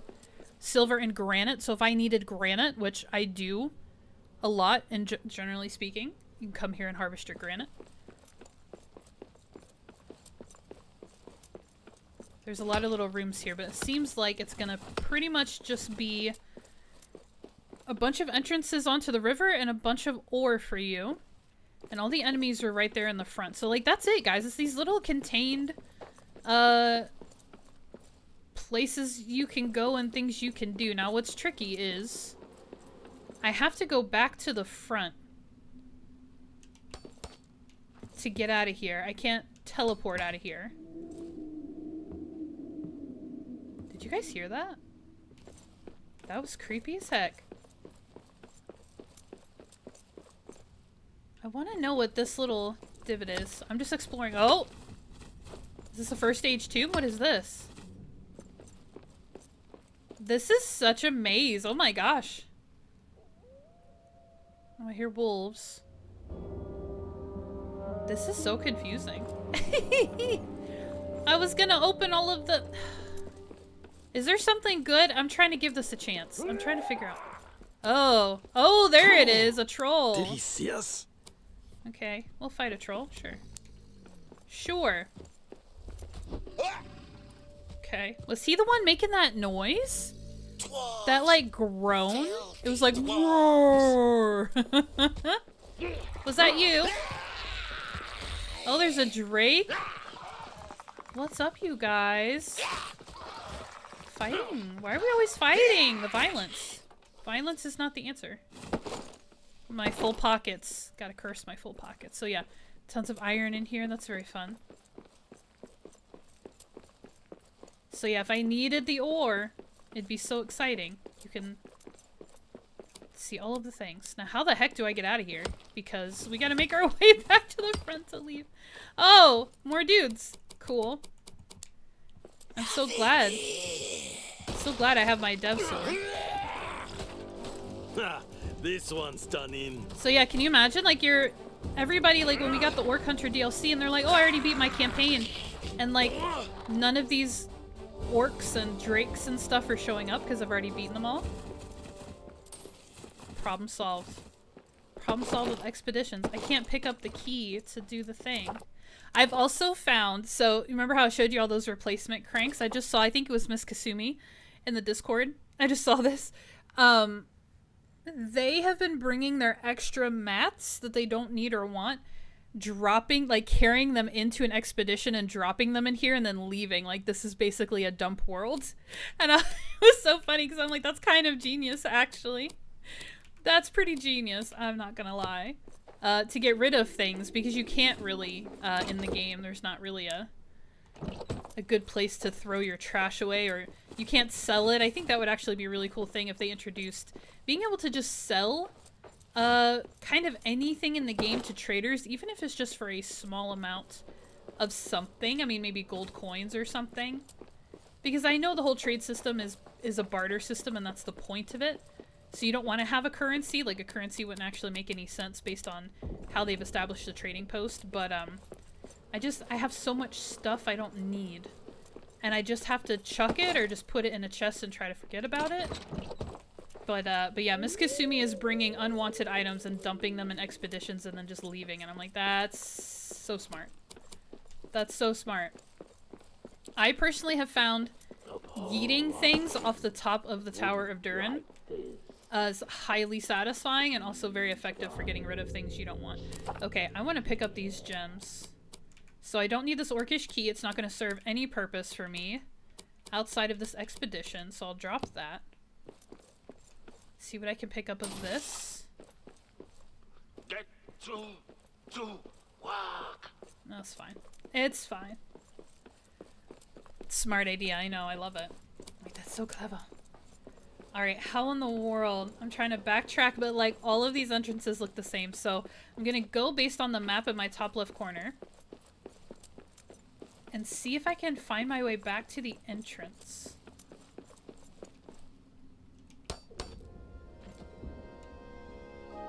Or I could unalive myself by accident.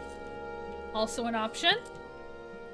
So yeah, expeditions are great. This is where you can get infinite resources.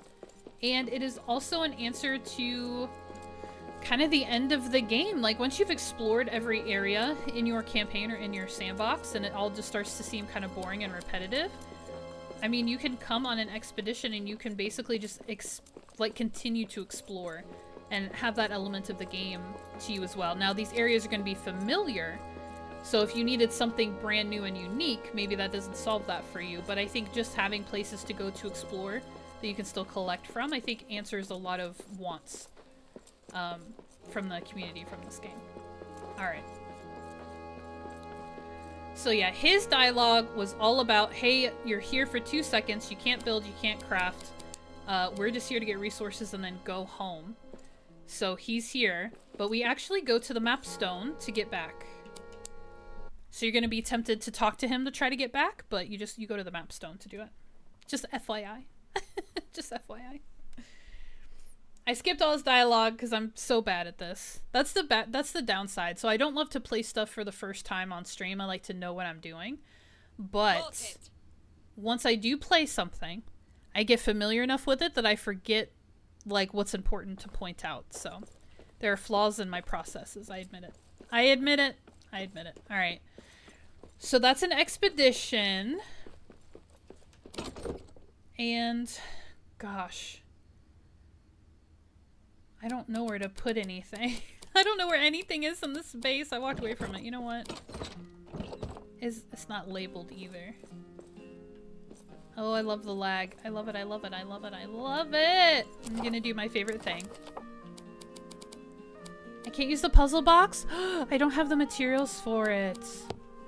So much for a modded world. I don't have everything. Alright, no, I need the coins. I need the coins. Let's just dump chest. Let's just dump it. Let's just dump it. I don't have the time.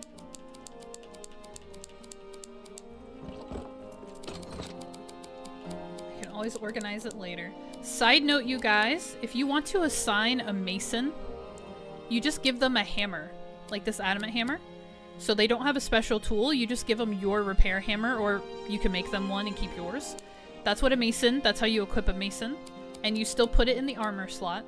And if you want to set somebody as a guard, you give them a weapon. I believe it has to be a sword or a axe of some kind. I think it has to be a one-handed weapon.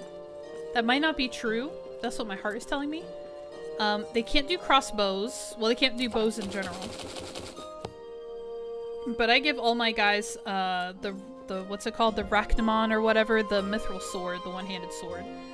That's what I give to all my guards. So if you want to equip somebody to guard, give them a sword. Mason, just give them a repair hammer. Because a lot of the other jobs have these special tools that you have to craft. So just letting you know that's how those guys work. Okay, so let's go to the trading post, which we did tap into before. So you guys have seen it. And we are on a mission for volcanic glass so that we can carry on with our monument. I don't think the Red Mountains trader has volcanic glass. I think it might be the Gondorian trader. Manzil Abgal Makrug? Okay, so he wants filigree, carpenter's kits, and emeralds. What are you willing to part And with, he is friend? selling all of this stuff. So saffron, fire clay brick, red sandstone, pumice, the crimson brazier, the advanced miner's helm, the building set, the apron. He does have volcanic glass. Okay. And I need a credit of 50. Manzil Abgal Makrug? So I need to bring him some stuff. This is going to get interesting.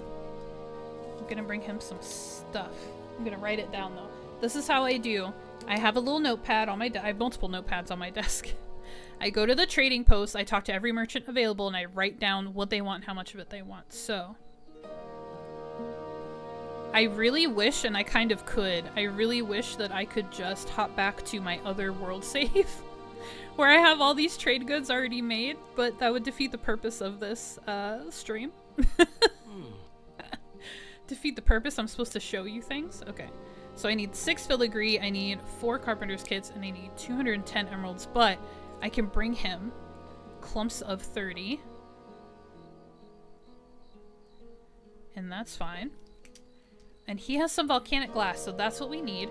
Is anybody else active? We've got Blue Mountains over here.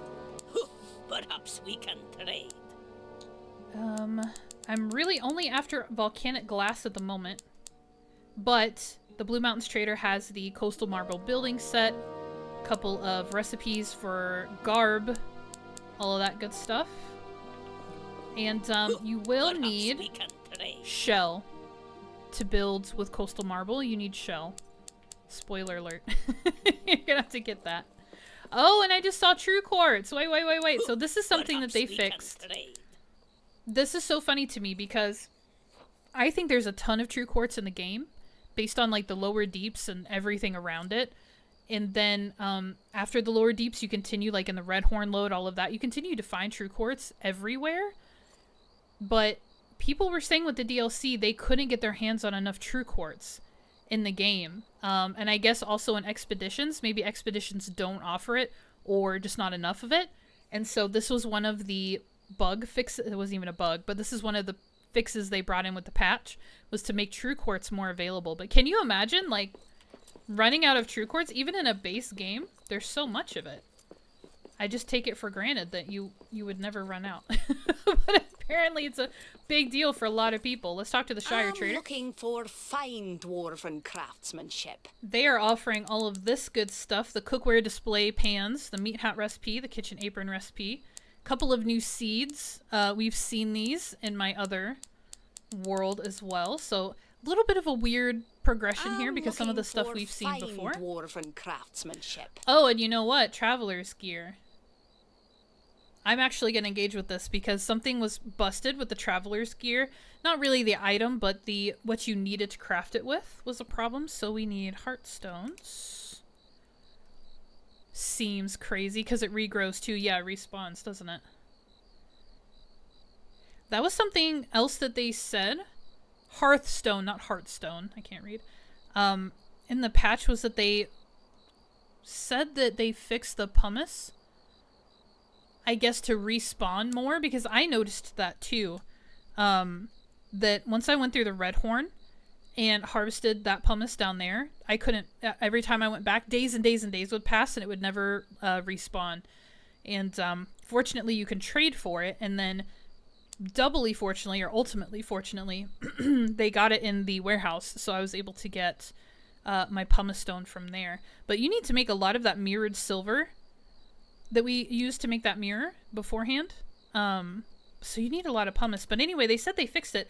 I went back to the Red Horn Lode after the patch, and there was no pumice. So Care to part with I'm not Moria's really sure. best? Innkeeper's Garb, Brewmaster. So really, in my opinion, in the way that I play my game, the only thing these merchants have of interest to me are their recipes. These are things that I want to unlock and I want to have. And I will say this too.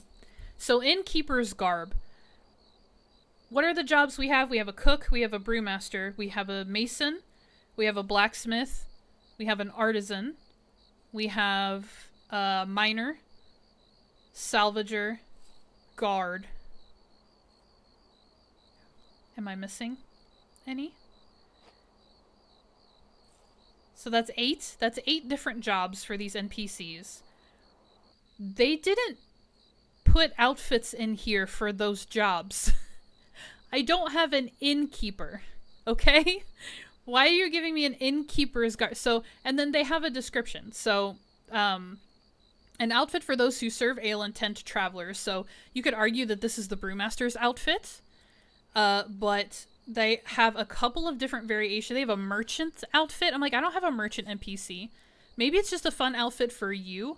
But basically, I feel like they've put in some rando outfit designs in here, and they haven't covered all of the NPC jobs, though. So that's just something weird that I noticed, where there's like an innkeeper's thing, and then there's a merchant outfit and something else, which I'm like, this doesn't apply to my NPCs. I don't understand why. So I have a cook's outfit. I have a blacksmith. I have an artisan hat, but no artisan outfit. I have a hat for everybody. But let's see. Artisans don't have an outfit. Salvagers don't have a special outfit, and I guess that's okay because they just salvage. The miners have a hat. They don't have an outfit. The stonemason, I'm gonna assume, is the mason, so the mason has an outfit. But like half of those NPCs they don't have special outfits for, and some of them are just random. They just gave us random outfits that don't apply. Not a deal breaker, it's just something that I noticed, and I'm like, oh, because like I was saying, the only thing I'm fighting for with the trading post is to unlock all the recipes I need to get from them for cool stuff. And then as soon as I get all the recipes, since I use the warehouse, I don't need the materials. I don't need to trade for their materials. I can get those elsewhere. So then I'm kind of done with the trading post. And that's okay with me. Now, I think it's really cool content. And obviously, if everything's working, it's fun tasking to kind of come here, get their orders, go have your people make them, collect the stuff. Like, yeah, I get it. It's gameplay, and I keep saying that. I understand that the grindiness of it, like, that's what the gameplay actually is. That's the substance of the game. And so to just get everything that I want with no effort isn't technically playing a game. That's just getting everything I want with no effort. But yeah, I once I get the recipes from them, I'm kind of done with them. And then I'm moving on. And then I just want to build and, I guess, establish delvings. Establish delvings that I can't run more than one at a time. One of the monuments requires 200 Nogrod ingots, which requires... Oh, I see. And True Quartz wasn't respawning and not available in expeditions. See, Axe would know. And I forget that stuff too, because it's the gold. You need gold for Khazad steel. And I remember going off when I first played this game and I was playing it with my friends. I was like, you need to sit on your gold. Like, don't make a bunch of ingots. Don't make a bunch of gilded furniture. You're going to need that gold for the Khazad steel, which for me, it was the Durin's lamps that I needed. So yeah, I get, okay, that makes more sense. Like when you need some one random specific element to craft something else. Yeah, that makes sense. Okay. I think they hinted to add more NPC jobs later. Maybe. There's definitely a lot of stuff like in these outdoor areas. I've noticed this too.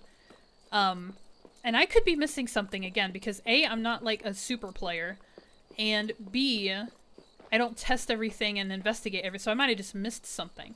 But there's some areas out in the open, this is not a good example, but over, especially in the Demerald Dale where the NPCs you can hire, there's a lot of little spots where nobody spawns into, and then there's some unique architecture as well that is like an area, it's not just a display, it's like an area that you can walk into.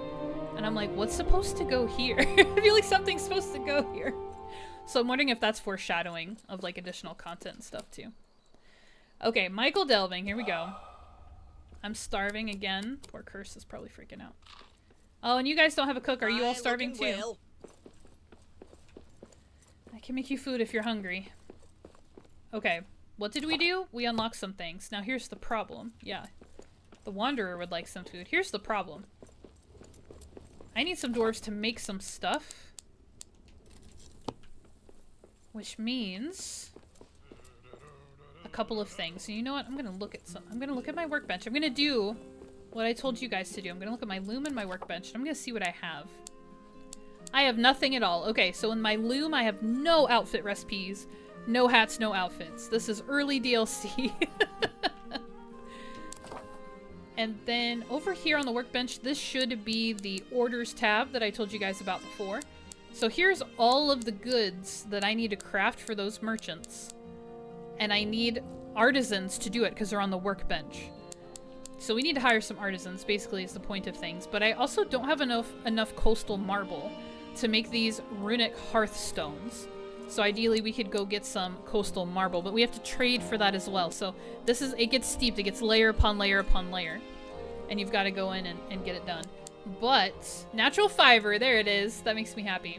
Okay, there was a little weirdness about that material. So natural fiber was being referred to as rope vines.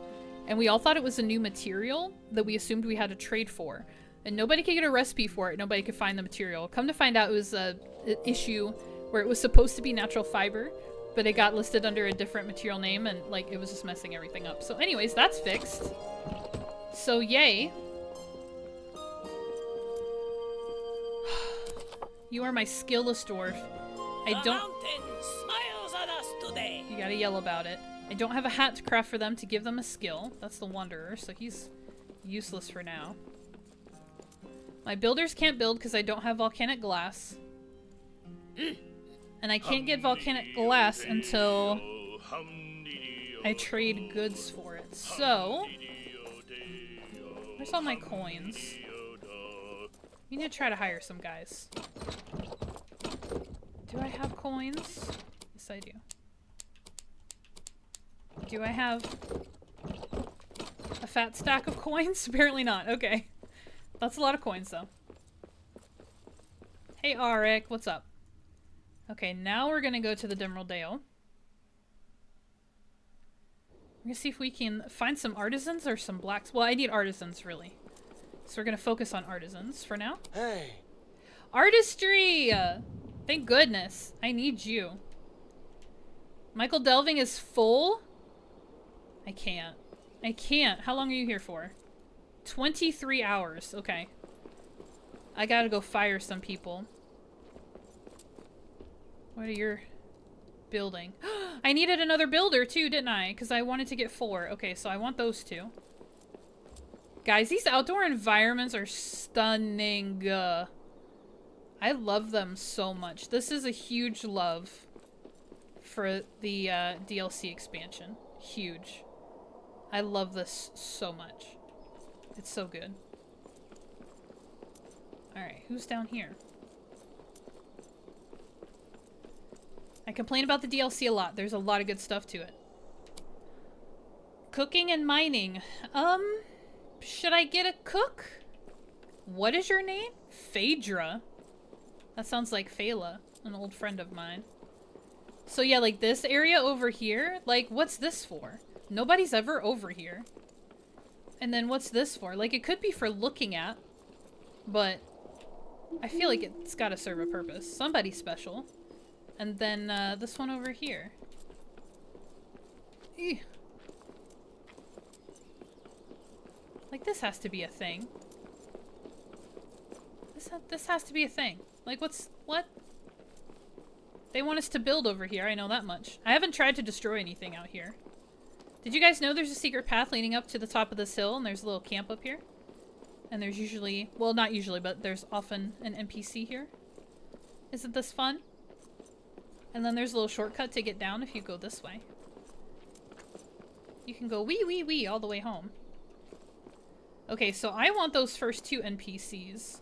And maybe a cook. So I've got to remove some active NPCs from the delving. And I'll probably just withdraw them. So I need to go to the delve stone. Excuse me, excuse me, excuse me. Alright. Builders I need. Salvagers I will withdraw. I won't dismiss them for now because I might want them later. This guy will not, he refuses to be assigned to anything until I probably give him a hat that gives him a skill. So now I should be able to go hire those other dwarves. I'm just going to withdraw them for now because I might want them later.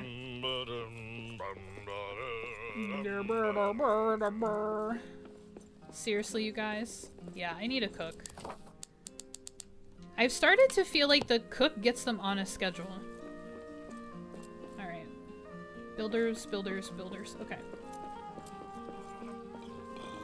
And I really have all the coins that I have in my pockets. From this base anyway. I could run down to Westgate and get some more. Alright. Let's try again. And as you level up your delving, of course, you can get more NPCs in at a time, so. That's why we're trying to build these monuments. We're trying to get it done. Cheers! Yes, go to Michael Delving, because you are an artisan. And I need artisans. And you are... Stop crouching. You are a builder, and I need another builder. So you go. Oh. And then I want to go get that cook. Because I'm tired of cooking for these guys.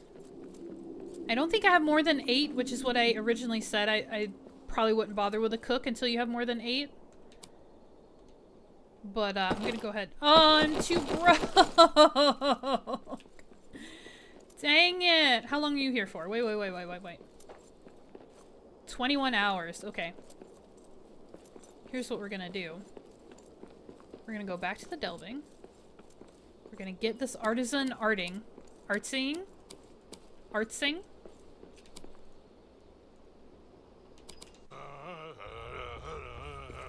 I'm tired. That's cute.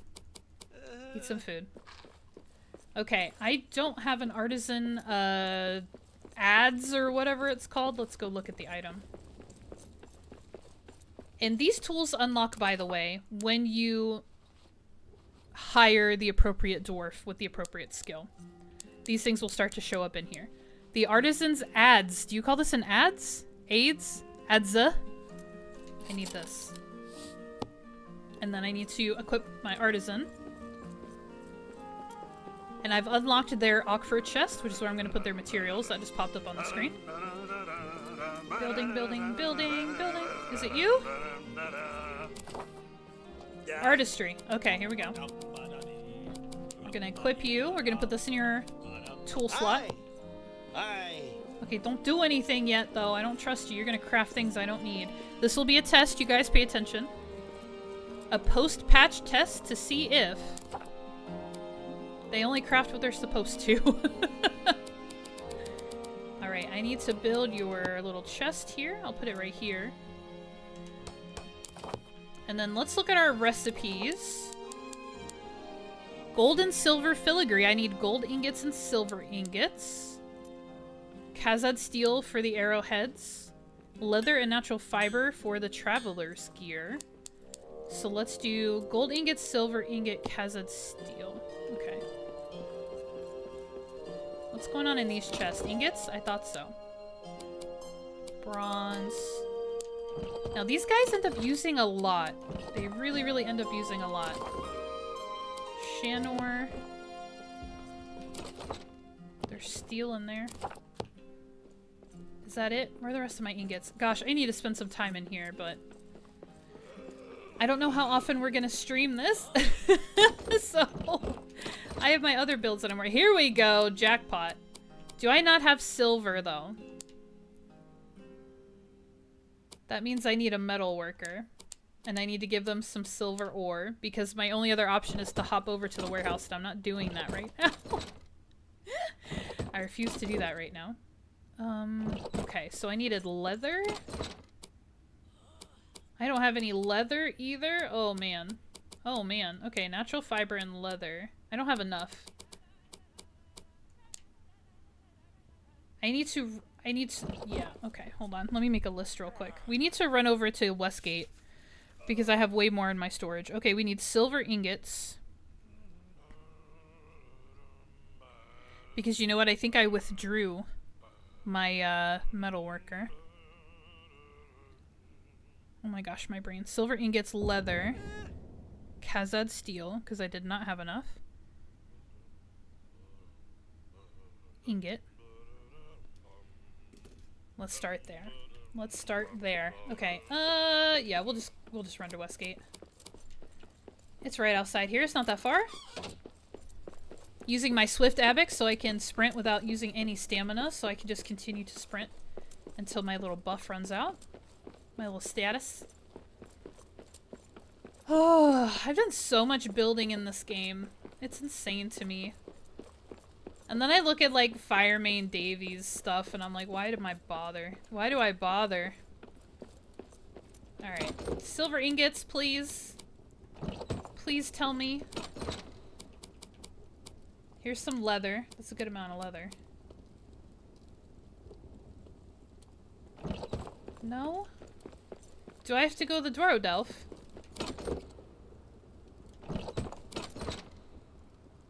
Ever wonder what sunlight feels like? Yes, I do. Because I need coins, too. I need to hire that other person. OMG! Let's go to the Dworodelf. I have all of the stuff in the Dworodelf. Where is it? Where's Jeff? There he is. The Jeff base. Just for you, Cursed. We'll go back. Take a look. Check it out. You guys doing okay? Everyone good? We've got 2 hours under our belt. We've got 2 to go. Are we loving every minute? We need to just go to Durin's tower and start building, but I'm starting to realize I'm not going to have materials. I'm not going to have materials. Oh. So that might not work in the end. I don't have any holly. Anyone want to drone drop me some holly in this game? Okay, silver ingots loading. Loading. Silver, gold, coins, and Kazad steel. That's all gonna be upstairs. Can we move? No? You know what? I want to change my outfit. So it used to only lag like this when I first started the game, not when I fast traveled. So that makes me kind of sad.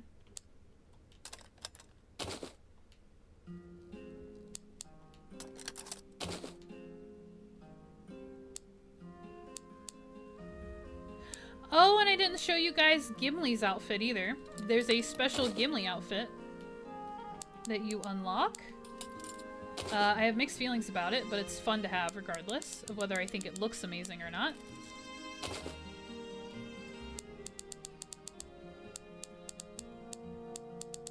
Okay, no Gimli hat. There's no Gimli hat, but check out this outfit. He's got like a crown, which I think is fun. And he's got Galadriel's hair in a vial around. Look, I'm Gimli. It's me, I'm Gimli. Hey, Thunder, welcome in. I did come back to RTM. I am part of the promotional team, and they just rolled out a huge patch for the DLC, as well as additional items for the Yule-Tide DLC pack. So I am featuring these on story mode today, and we are going to be sharing this to the Steam community for their special event. So heck yeah. And we will be coming back to RTM periodically. It's not like I'm washing my hands of it. All my ingots are going to be in the forge, eh?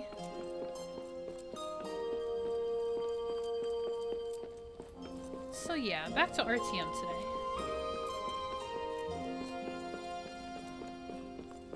Okay, Kazet Steel, silver. You know what I should do, though? Instead of taking it from here... Oh my gosh. Instead of taking it from here, I should take it from my storehouse. Did I show you guys the storehouse? All is well in the world. You're so funny. Thanks for popping in, Strike In. It's nice to see you. Storeroom.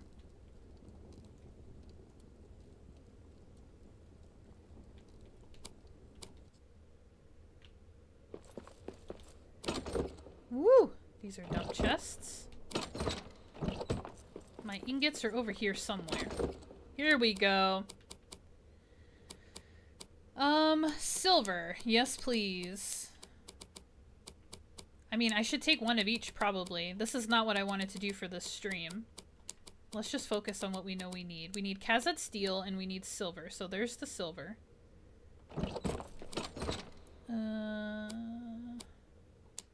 Tiny bit of Kazet Steel. Oh, and we need Star Metal and Durinol for the new, the puzzle box. So let's grab those. Yes, please.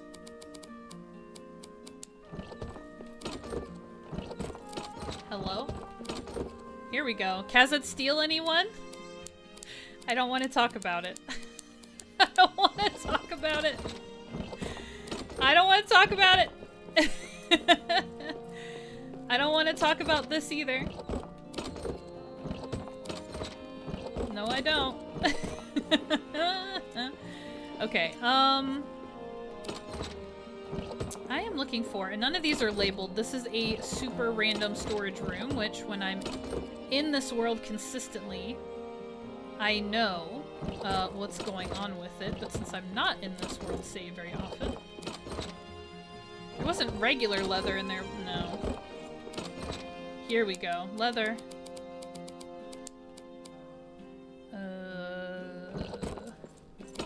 I'm looking for coins. That's what I'm looking for. Oh! Ooh! And then if I do elven, we can get holly this way. We can craft a whole bunch. Okay, problem solved. But I need cranberries. Do I have food in here somewhere? I think my food storage is down below. Can I can I not die? Can we do this? Yeah, parkour! Food. My food is in my food place. Where I keep my food. Woo! Look how fun this is, though. So we talk about how debris respawns when things get updated. Look at this, this counter that respawned. And it's kind of perfect. I just need to work around it a little bit. But I've got that fun thing in here. Okay, not in here food? Where's the rest of my food? Do you guys think if I turn my graphic settings down, the lag wouldn't be so bad? Okay, I need cranberries, but I need more than 51. Or my grand schemes are not going to come to fruition. I should have so much food. And I'm trying to figure out where it is. We can grow cranberries as well, so maybe I'll just have to farm them a bit. That's all Lembus. Where is all my food? That can't be all my food.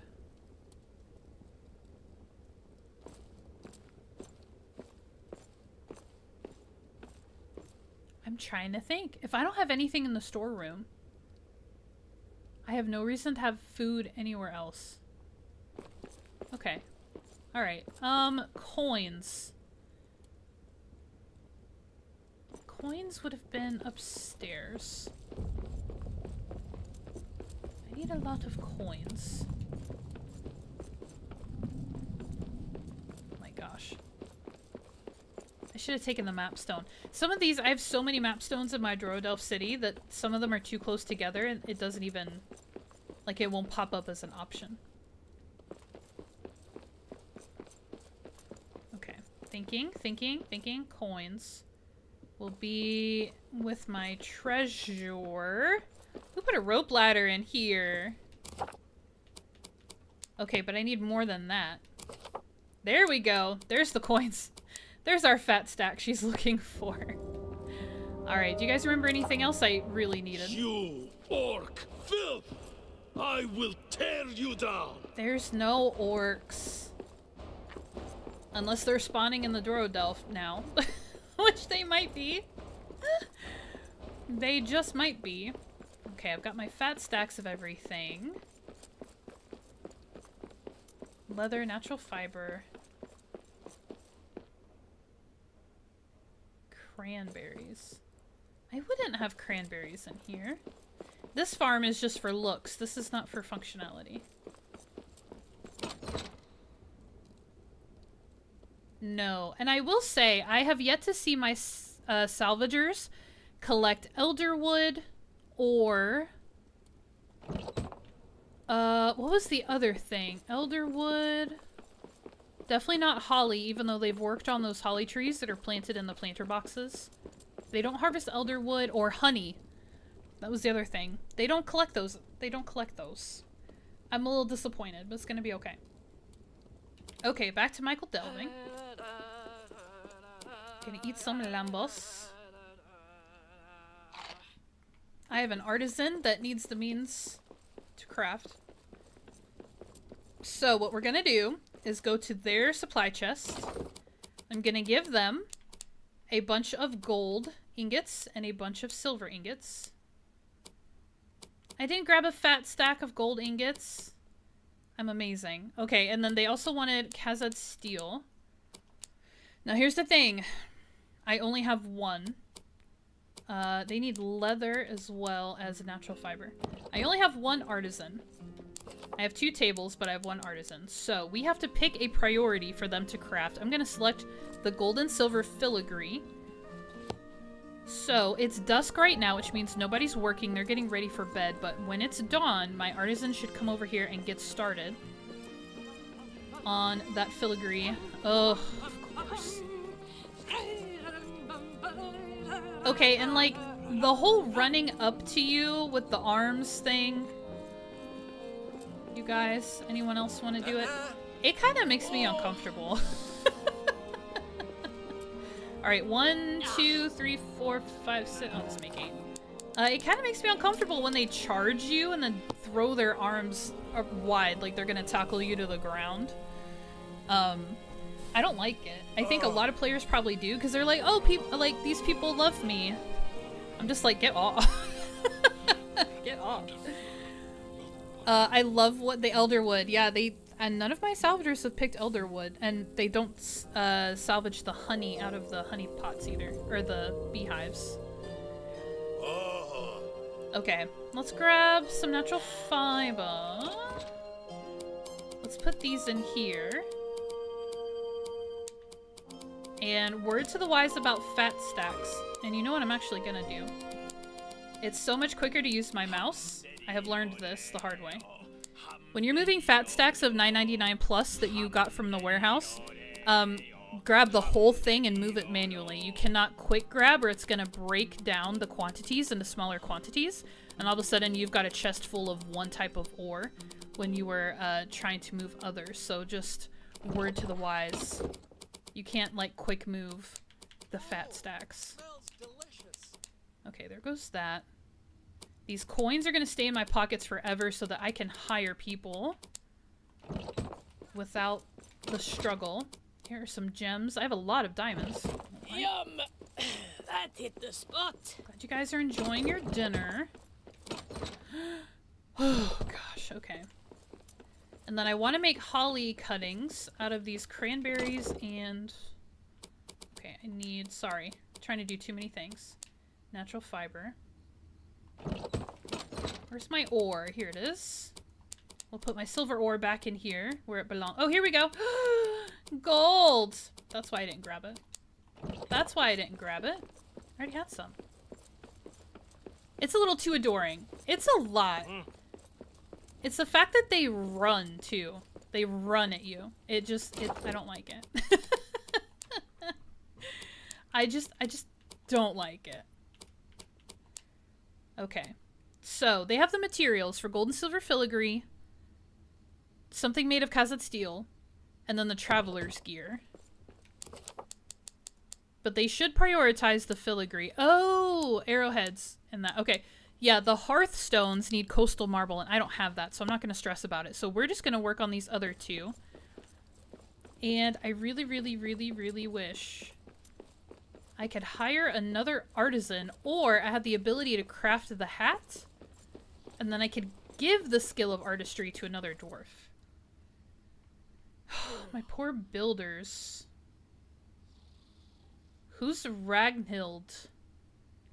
And what's their skill? I have 6 of 7 dwarves. So I can get one more. Let's go get that cook, at the very least. Arik, how about you do some work? Huh? You want to work for a living? Pets. Pets. Freeloaders. Mako, my cat, doesn't do any work either. Wolfgar Vor. Where's this other guy? What is he? Oh, there was another builder, wasn't there? I grabbed the other builder. You guys didn't even finish. Better finish your food. Where did I put, where did I put my tools? You guys. Dump chests. He does watch the world go by. Oh, you mean Mako? I was like, you aren't talking about Arik like that. You aren't talking about Arik like that. I'm like trying to make up for all the hate, for all the shade. No. Mako does watch the world go by. I need a builder's hammer for the builder. Okay. And I got the artisan their thing. So let me find my builder. He can just get in the bin. Poor Arik doesn't deserve it. He doesn't deserve it. Okay. LV. Phelan. Colbun. Where's the other dude?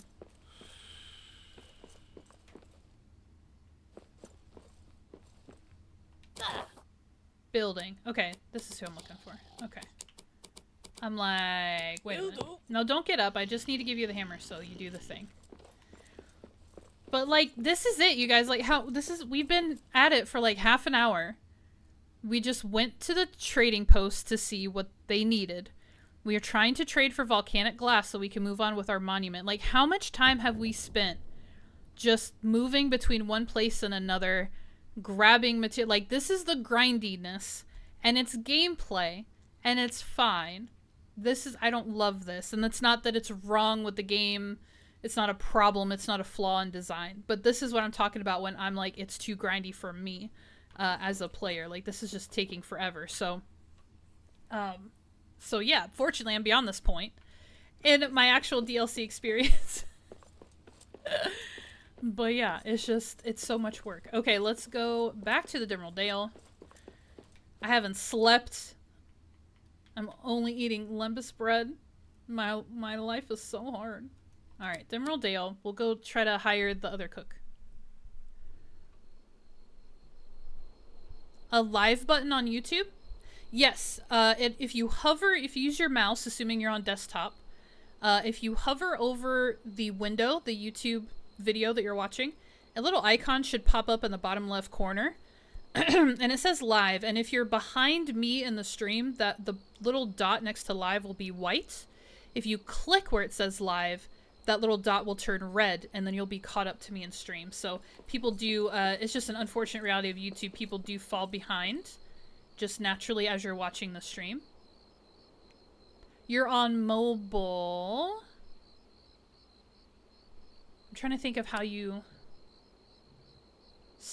Artistry? Here we go.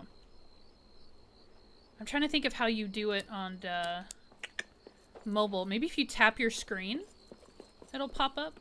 I don't know. Curse, do you ever watch on your phone?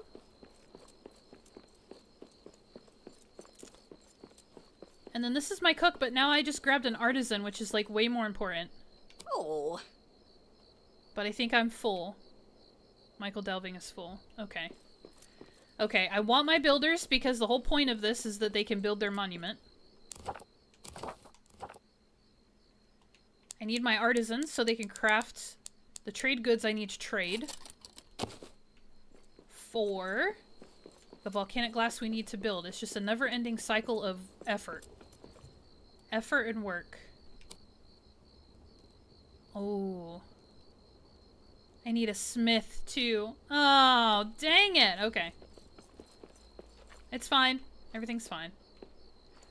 Here's what I'm thinking, though. My builders cannot build until we get...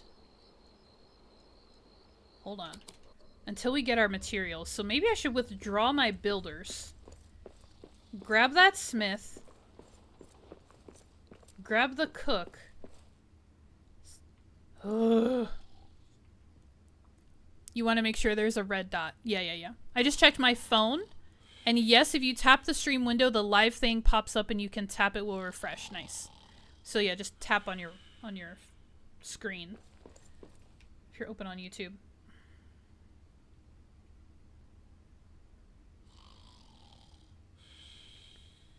Should we do that? Withdraw my builders.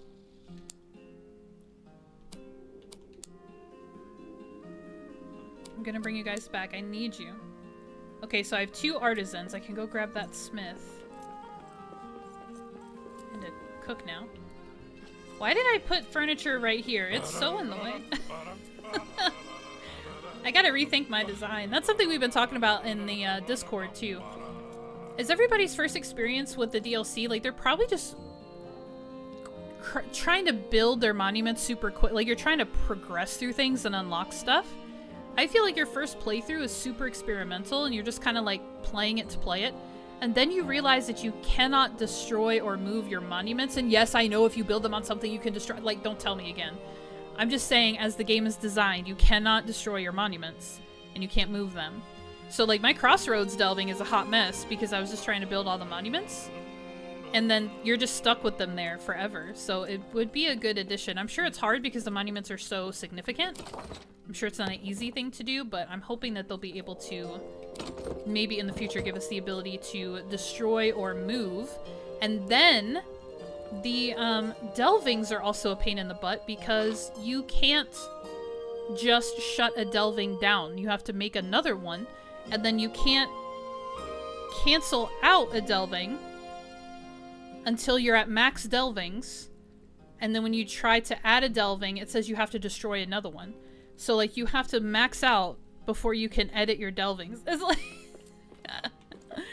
It sounds so difficult. Look at all these cranberries. That's a good thing. Okay. Sorry, I'm getting distracted. I wanted to eat food. Now we're gonna go hire other people. But yeah. It's a little tough because it means that your first playthrough of the DLC, you're just not going to be able to optimize that. You're going to have to, like, put all that work in. All of this work in. Just to find out that you can't, edit it, and then you'll just have to start a new world to put your monuments somewhere else. And your delving and all that stuff, so that's a little sad. Alright. Stop crouching. Is that cook still here? Hi! Yeah. Okay. So we've got a cook, we've got a smith, we've got 2 artisans. I want another smith for symmetry. But this person is an artisan. I already have 2. Is there anybody else hanging out? Are there any other icons? Yes, hi, I see you. Settle down. I don't see any other icons. Okay, that's as good as it's gonna get. Now we'll go back to the delving and we will make their tools and equip them. So I need another artisan tool. I have a smith's mallet thing to give to the smith. And then the cook needs a frying pan. So I need to make this. And somehow I'm out of onyx now. And we need to make a cook's frying pan. And that means... I need to give the cook a storage unit of their own. so I can tell them what to cook. Here we go, the pantry. We'll just put it right here. And I'm gonna put a bunch of meat and potatoes in there, and you know what they're gonna eat? They're gonna eat bangers and mash. Because I have tons of potatoes. Or at least I thought I did. Do I not have a ton of potatoes and meat? I can fix that.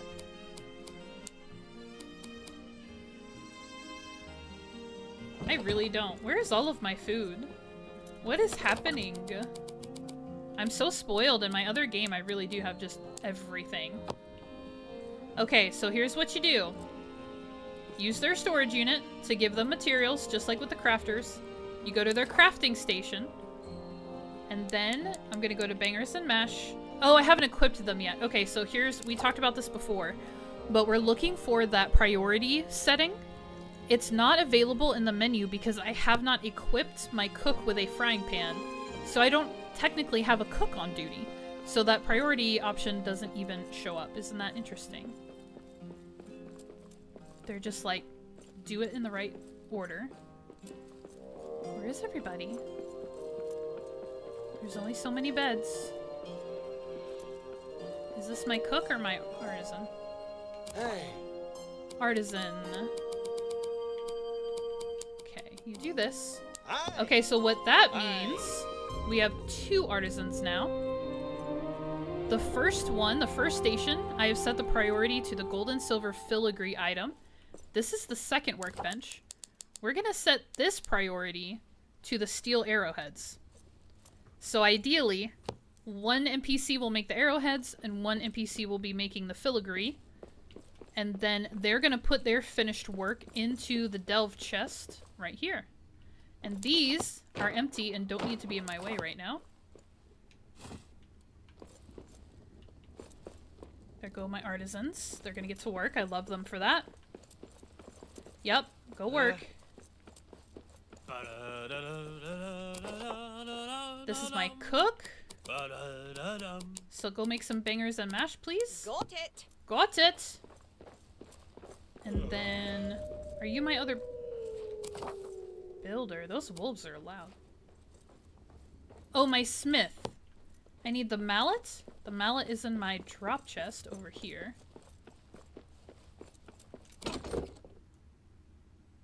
Oh, I already had a pan. I had a feeling. I had a feeling I had a pan already. Alright, Smith, I'm gonna give this to you, but there's nothing for you to do yet. Aye. Just hang on to it. Aye. Just hang on to it. That's all you gotta do for me. You just gotta hang on to it. Alright, there's my artisans. Look at them go! You're making filigree. Get back to work. And you're making arrowheads. Great, great, great, great. Great, great. There they go. There they go. My smith is like, what am I supposed to do? Nothing. Because none of... Actually, oh, I have an order for them. I have an order for them! Okay, just kidding. Where should I put their... I'm gonna put it here, because I don't need a forge right here.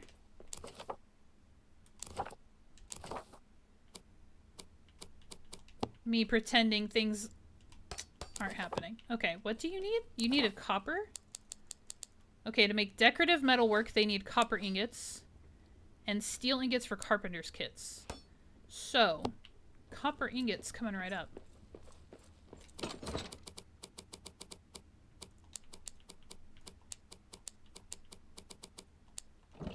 There's like a handful in here. I need more than this. my other ingots, please. Man, you really get your steps in at Delvings, I tell you what. Seriously?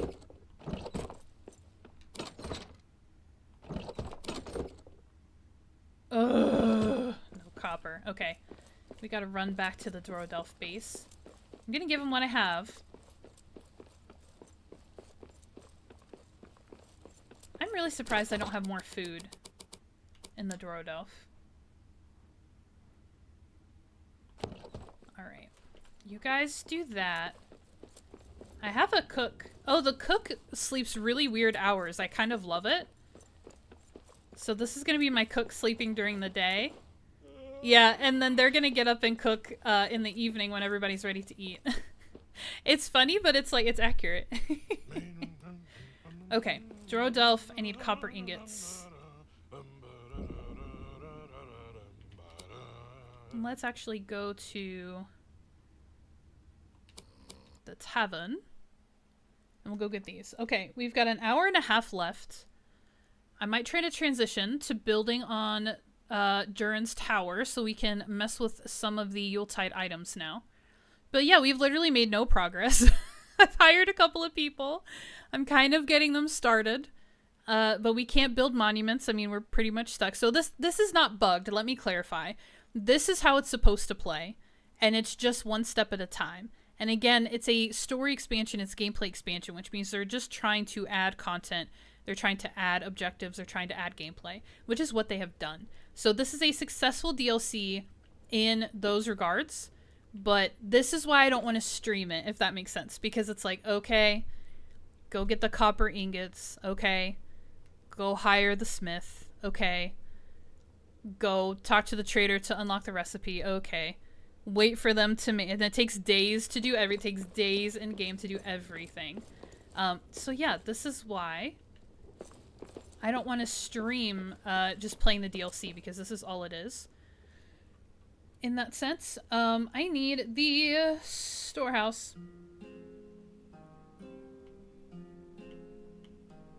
Can I not get there from here? Cursed, I'm gonna borrow your house real quick. I need a different map stone. To get myself to the storeroom, which I still can't do? I guess I am right next to it.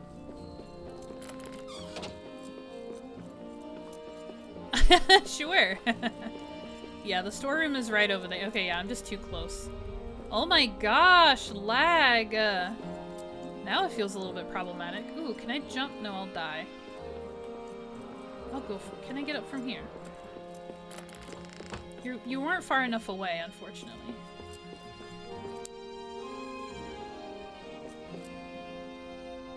Game. Wake up. No? Hashtag pro. Oh yeah, and of course I can't put a thing right here. Because there's a bunch of... I'm so done with this game. Let me travel to the storeroom. I know it's close. I don't care. There's a map stone in it. Where do I have to go?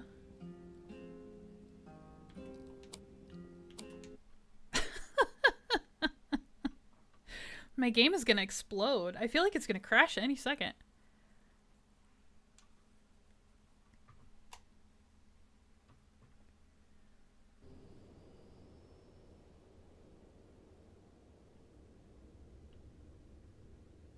Yes. I'm gonna let it load for a minute. Oh my goodness.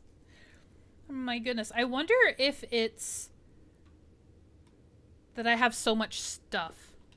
I've built so much here. And also now in other areas. I wonder if my game is just getting overwhelmed with stuff. Because loading into map zones has not been this bad before.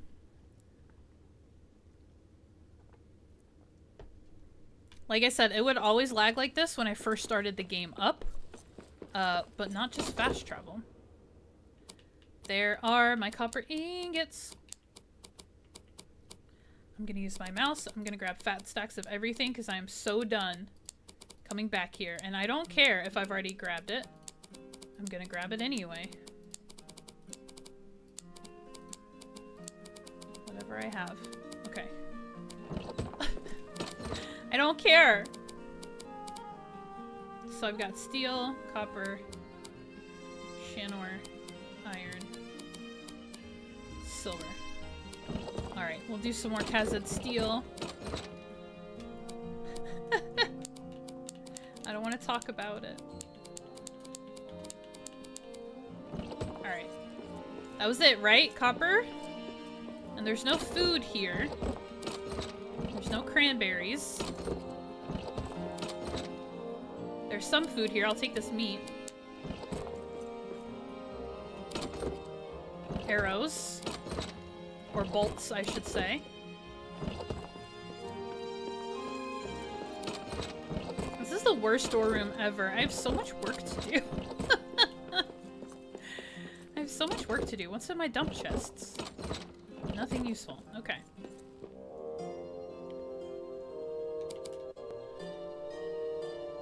Alright, let it load. Patience, patience, let it load, patience. Arik, you're so sparkly. The disco bird. Alright, somebody needed copper. My smith needs copper. So you can make something. I can't even remember what it is now.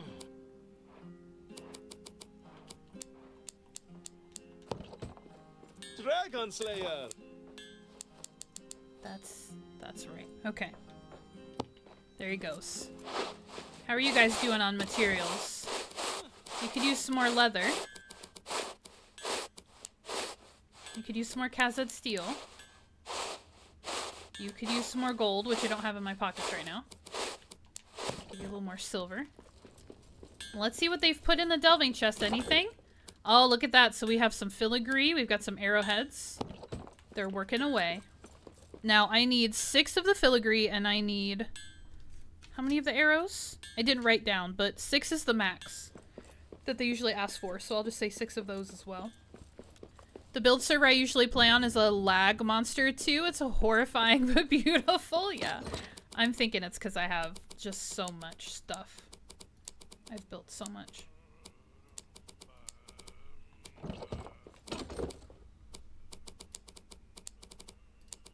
Don't have a conniption cursed. I'm just gonna mix stuff for now. Leather. What did I need? Gold ingots. No, I want these, and I want these. I need more cranberries is what I need.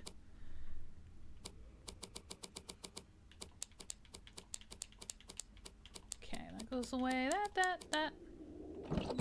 Oh! Look at these sneaky things down in my hotbar. Go away. Okay, we're gonna put the meat in the food chest. My cook is cooking on the stove. That's okay, they're figuring it out.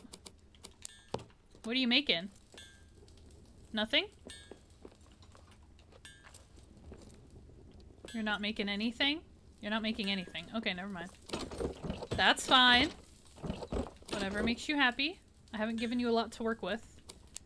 How about I give you some mushrooms and some onions? Let's see what you can do with that. I've been having my other cook make stuffed peppers as well. Okay, so there goes that.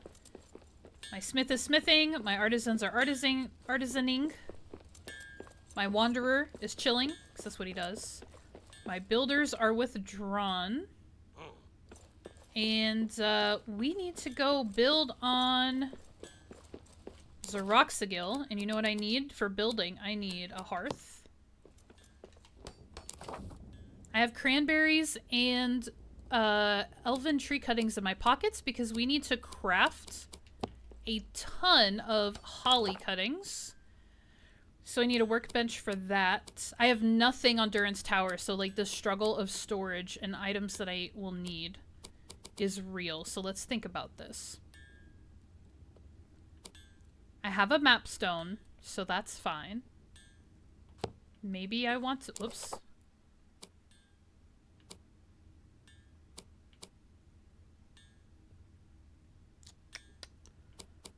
Storage, storage, storage. Do I want storage?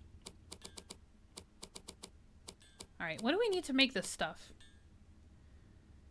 Coin, Shanor ingots, steel ingots, cabbage? I'm immediately overwhelmed. I'm so overwhelmed. How many items? I gotta carry everything over there. Here's what we're gonna do instead. I'm so sorry, you guys. This is too much effing work. we're gonna build around here. And we'll just turn it into a winter wonderland. It'll be fine, because then I can pull from all of my resources, including Westgate. And we'll just build something wintry, Christmassy over here. Because I should have pretty solid, grid hearths. Yeah, so I can craft all of this stuff. Okay, so check out these items. Let's just look at them. I need to make holly cuttings. But look at this cool stuff. It's a snow-covered gift pile. Which I love these snow items. I love them. It's so fun. So, wouldn't this be cool? I'm a little bit bummed because okay, so here's what I think I should do. In the Westgate, in the aftermath, at the gates, the doors of Durin, we should fill those rooms where we feel like they should just be a catch-all for, like, trade goods. We should put a bunch of snow in there, make it a snowy environment, and then we can put these piles of stuff in there for, like, the trading posts outside of that. So those are super cool. I love those. And, where are... Okay, it'll be under furnishings. So again, I need holly to probably bust out anything else. Here are the actual snow patches. I am probably the only person who plays this game who is so happy to have snow that I can put on the ground. This just makes my life. I love it so much. This is so cute. And we're gonna do something better than this, don't worry. I'll be strategic, but right now I'm just slapping down what I can. Because I love it. I love it. I love it. I love it. I love it. So cute. Okay, and then the trees.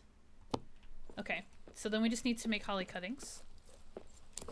I'm done patrolling. It's time Which to eat. means I need a workbench. Eat.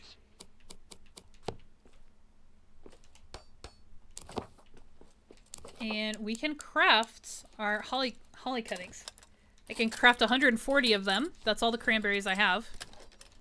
And here's what I'm gonna do. I'm button mashing A to craft all of these, but then I'm gonna have to stand here for a few minutes and let them actually materialize because we can't mass craft or bulk craft things. So I'm gonna hit this as many times as I can, but then we just gotta stand here and let it happen. There we go. Okay. Now I'm not pushing any buttons and it's just going on its own. It's just going on its own. OMG. So yeah, I was hoping that we could make some progress and we could play some story, but it doesn't seem like... It just takes a really long time, and like I said, that's gameplay and that's worth it. And that's not a mistake or a problem. It's just up to your preference. What type of gameplay you enjoy. So yeah, I mean, I did it. I did it with all the bugs in the game. I had my Thanksgiving vacation week, and I was sick, and had nowhere to go and nothing to do. And so I played the DLC, and I fought for it, and I achieved it, and I unlocked everything I wanted to unlock. So it's definitely worth it. And again, I think it will be better now. Things are running a bit more smooth. It's not perfect, though. There's still a couple of things catching. The lag is an issue, the freezes are an issue. So they're still working on that, I know that for sure. Why do I gotta do this? What about you guys? Anybody seen anything, engaged with anything you really, really like about the DLC? I love the outdoor environments. They make me so happy. I think expeditions are incredibly smart. I personally don't want to play them, and I personally don't need to because I use the warehouse for my materials. But I think the expeditions are a really, really great addition and a very clever solution to a lot of issues. I love that I can have Gimli's hair and beard. I like the new cosmetic. All of the new cosmetics, actually. There's 3 outfits, I think, that you can get. Just DLC, not, well, I guess with the Yule-Tide update, I'll include that skin as well. But there's Gimli's outfit, which I was wearing before, and then there is an armor recipe that you can unlock and make. Oh, did we finish? So I like having additional outfits. I will say it's a little bit weird because the armor that you can get, the only piece you can get is like the chest or the top. There's no boots, no gloves, no helmet to it. I kind of wish it was a complete piece. Life goes on. And then I'm loving all of these items here. So let's look at... I don't have the ancient build meant because I have to trade for them. Dang it. Okay, well there goes that idea. But let's look at how cute this Yule-Tide stuff is. I gotta make the table for Axebeard. I still haven't made the table.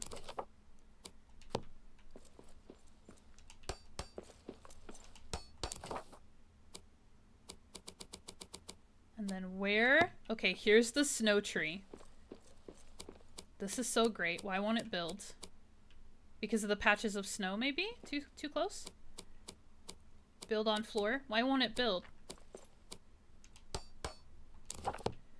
So here's the snow-covered holly tree that's lit. How beautiful is that? My shirt is ruining it.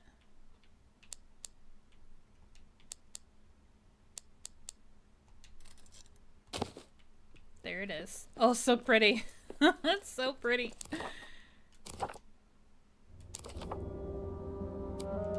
The colorful tree. So this has the multicolored lights on it. Look how fun that is. So fun. And then my personal favorite is just simply the lit holly tree.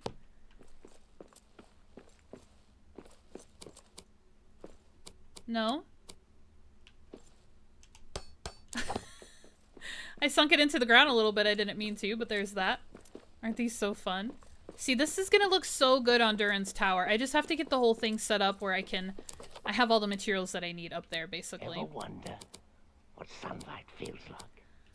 Alright, and then this is the longer chain.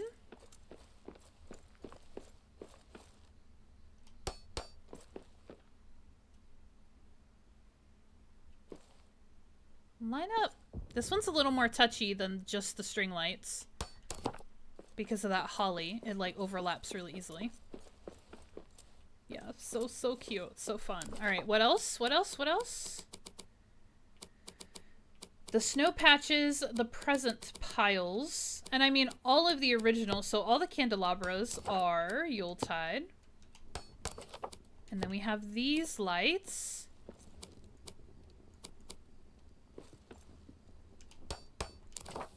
Which are also fun.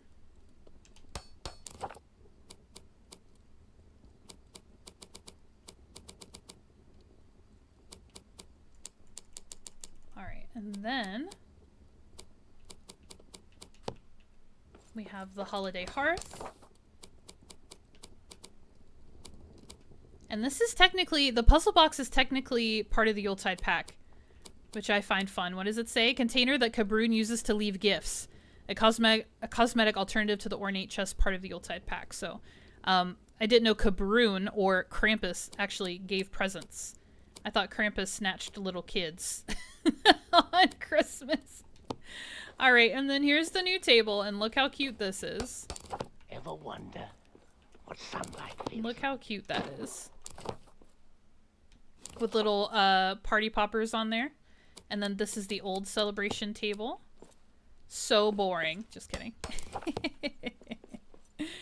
But yeah, there's the holly table. Present piles. I'm just trying to make sure I didn't miss anything.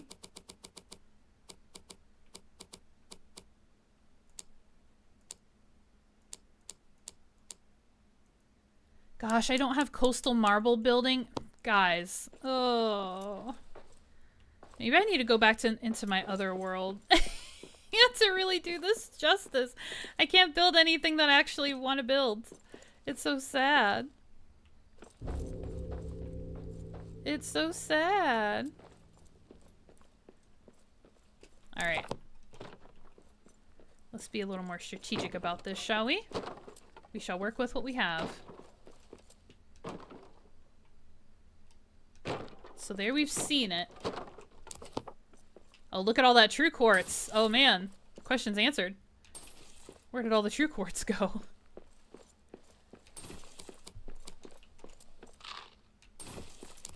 Alright.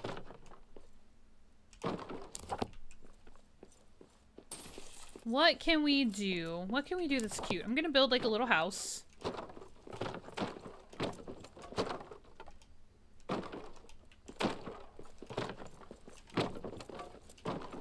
And then we'll make it super festive.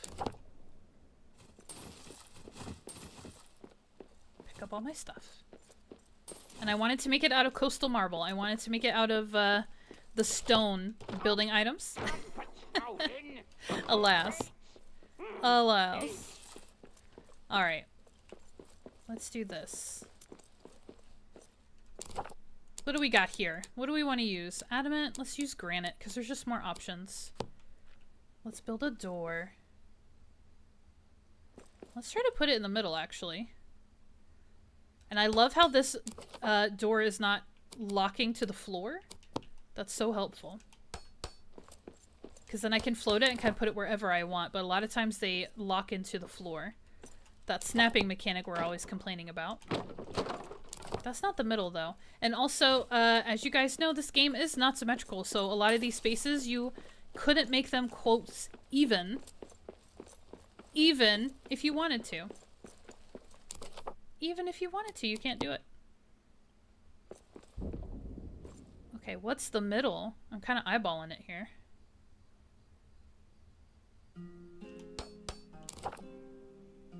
Because I would like to use a windowed wall. Oh, I guess it doesn't make any sense because it's getting tucked in anyways. Oh, not this wall because I don't have that edge piece. Wait, where are all of my granite options? Where are all of my options? Okay, we'll just do regular wall. Go down. Okay, and this is what I've learned about building. This is a little hack.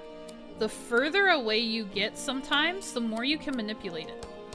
Like, when I was closer, the wall would not actually go that far down. It wouldn't sink into the floor. But when I created some distance from it, pushed it away from myself, I could maneuver it down.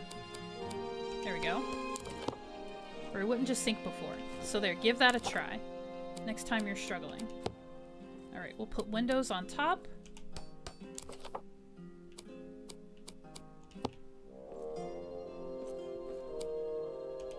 And I could just use narrow walls, but I have like infinite amounts of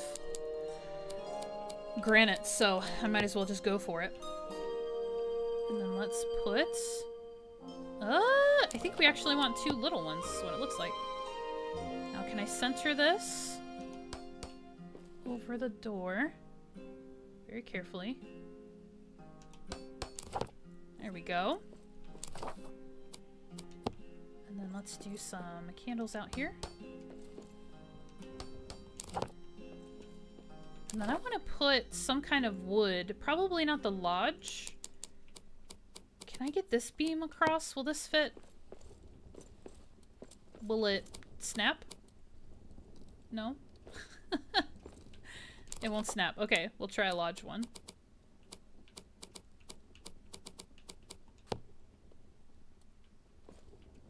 No, nothing will snap. Can I just do this?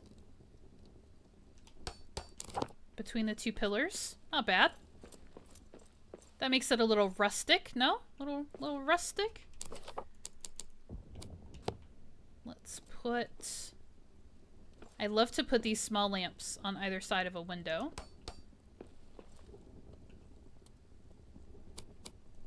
No? There you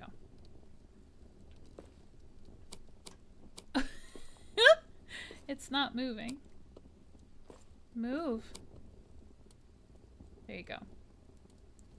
Getting them even is tough. You gotta see where the lines are in the concrete wall. I don't think those are... Yeah, that's too low. But, you gotta see where they are in the wall before you can, line them up properly. Like a measuring against the wall.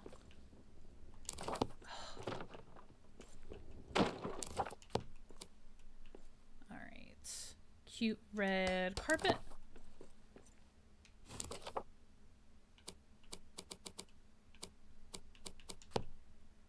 do my candelabras. These are my favorite ones. I like them more than the splayed. Alright, and then we'll build my favorite little lift item here. Little scaffold.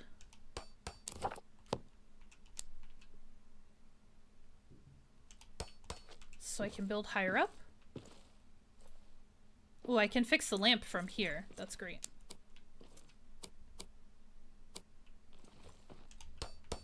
Alright, let's fix this lamp.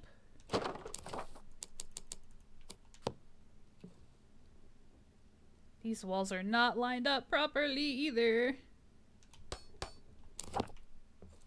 Yeah, not bad. Not bad, not bad.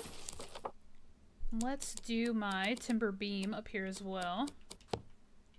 If I can. Can I do it again? Why is it red? Why won't you build? Why? I had it for a second. I'm done patrolling. It's time to eat. Eat. Come on. Oh. Why won't it build up here? It built down there between the... Come on now. Come on. You're not that close to those lamps. Don't even act like it's the lamps.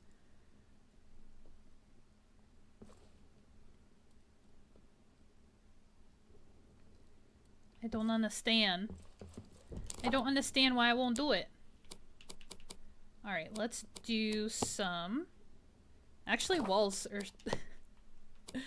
We'll fill this faster.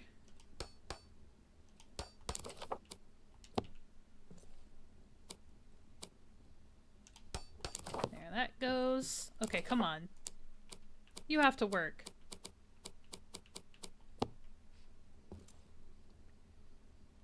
Oh, I can put it up here.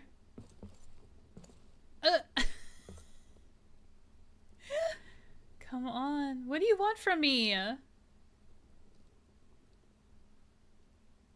Stop being red. I'm trying to build on a wall. You won't let me. It makes me so sad. We just did this.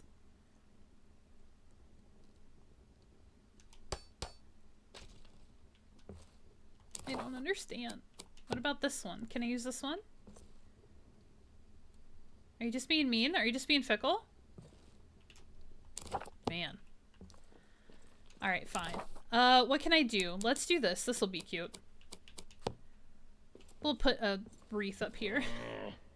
What I gotta do this? We'll put a wreath up here. It'll be fine. There we go. Nice and festive. It would look better if I could put some wood. Can I put this beam? No? I wonder why. Oh.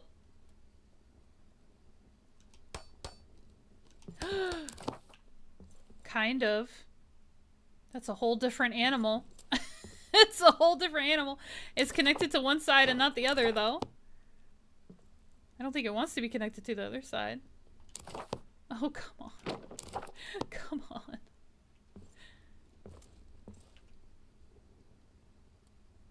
Just a little. Just a little. Why?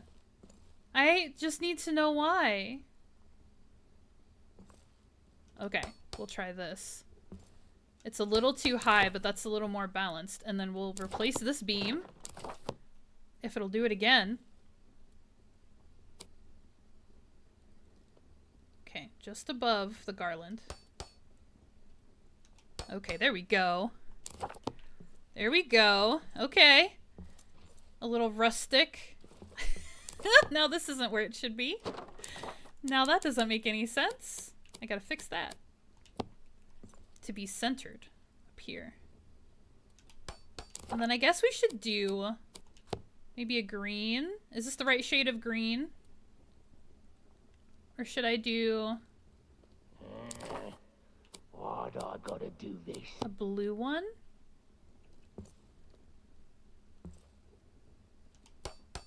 Oh, that's really bright. I should probably do a green one, actually.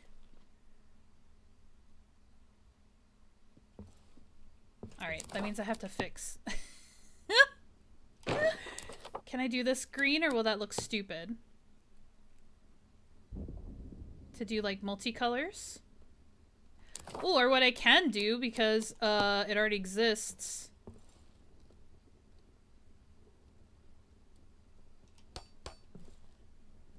And I don't have to futz around with individual lamps.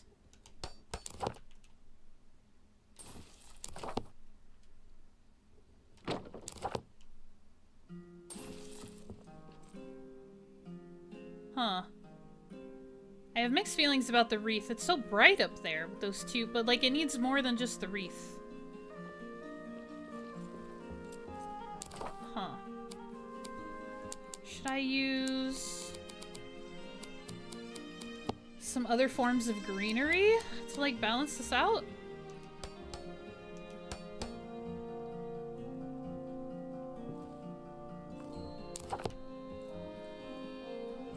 I guess I should do the holly instead of doing these, because then this doesn't feel consistent.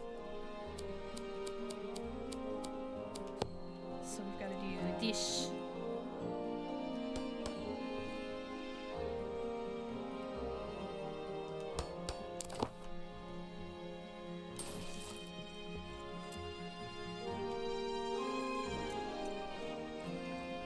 Get him.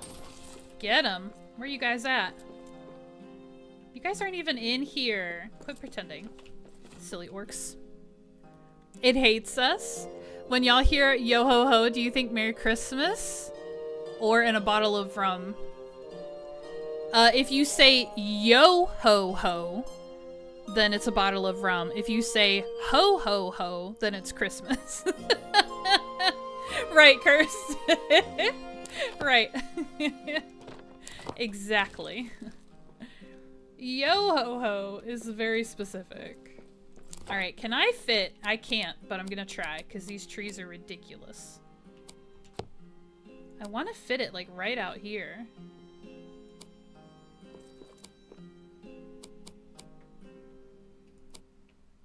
I can't.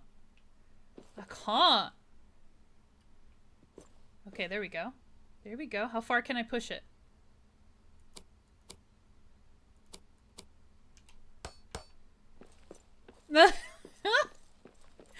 These trees are so absurdly big. Oh, they're so absurdly big. Why'd I gotta do this?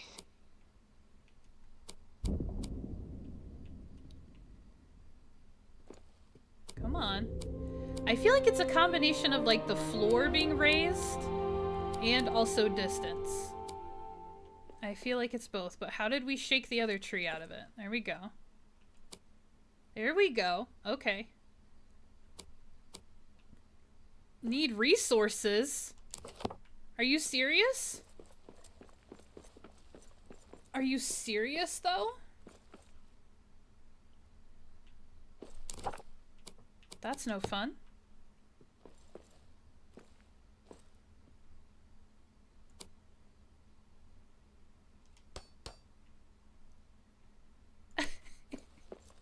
There's no snow on the ground, but now there is. There we go. Cute. Cute, cute. I need more Zelib. I gotta find that somewhere. I think rum other time. Ho ho ho makes you think of rum. My dwarven nature. I find it interesting they don't need a pot to grow in, or that they don't generate their own pot. It is a big tree. You can plant them in the tree pots. But you mean the ones with the lights on them specifically? I kind of like it. I kind of like that they don't have a pot. Okay, well if I don't do the colorful one and I just do the white one, I might have enough materials for it. Or we can run again. We could run again to the Dorodelf and get some more Zelib. More Zelib. I really wanted to show you guys the ancient building materials. They're very, very cool, but I don't have them in this world. Cursed the floors. The floors are top tier.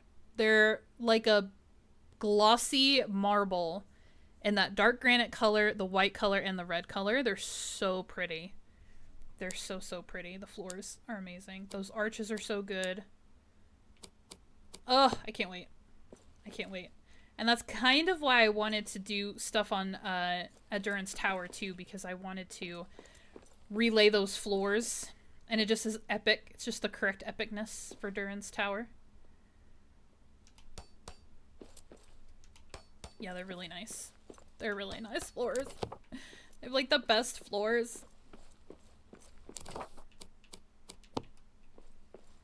So funny too, because I built that elven delving that I showed you guys at the front of stream, and like I did it with all granite, and I'm like, oh man, I wish I'd built it with these other floors, but I guess the next delving the next delving will have to be the other floors.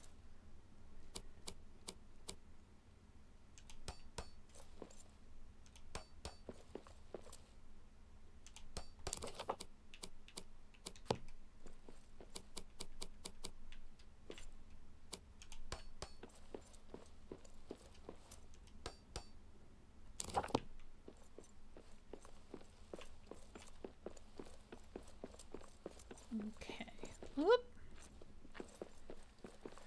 Okay, okay. Can we do this again? It would be so kind. Why do I gotta do this? Now this beam is weird because it has these end caps. So it has to be matched up. Okay, not bad. I'll take it. Not bad. It could be worse. It has to be matched up with those end caps, and sometimes you can't get the spacing right on them. Oops, not that. But that worked out. That worked out. The game was kind for that one.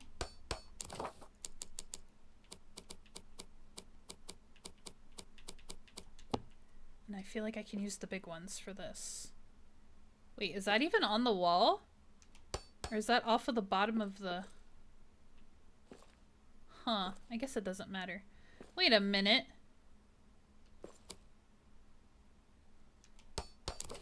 Do you guys see how there's like a solid string of yellow? Is that on the other one? Or just the big one? Ooh, it's on the big one. So you see the chain. You see a chain on this one. Kind of stringing that together. Is it just the lighting? That this chain is actually lit in yellow. Do we see the difference? Do you guys? I'm not crazy. I mean, I am, but not about this. You guys see it, right? It's got a little thingy in it. That's cool. That's cool. Can I fit? Why do I gotta do I need you to go higher. There you go. I have no idea if these are even. I can't see. No, they're not. No. It's a little much anyway.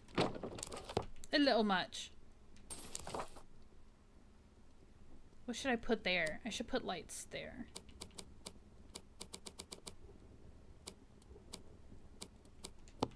Can I put a tree out here? I see it! You guys see it? I'm not crazy. I'm not crazy.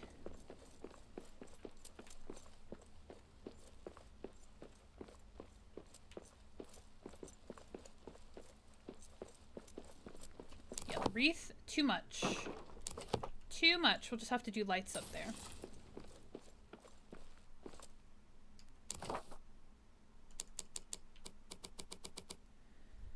Gotta go. See you guys. Merry Christmas, Thunder. Thank you for hanging out. I appreciate it.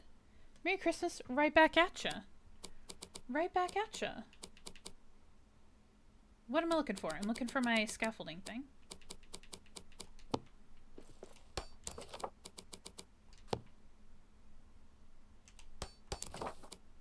I am gonna be live before Christmas. If we happen to see ya. I think I should. That's the plan. I don't know about you or not, but crazy, but I do see it. I am not crazy about this. This one specifically.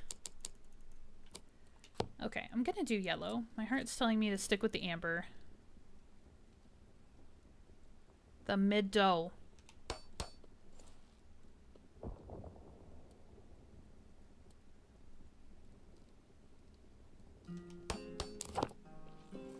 Pretty close. Pretty close, pretty close.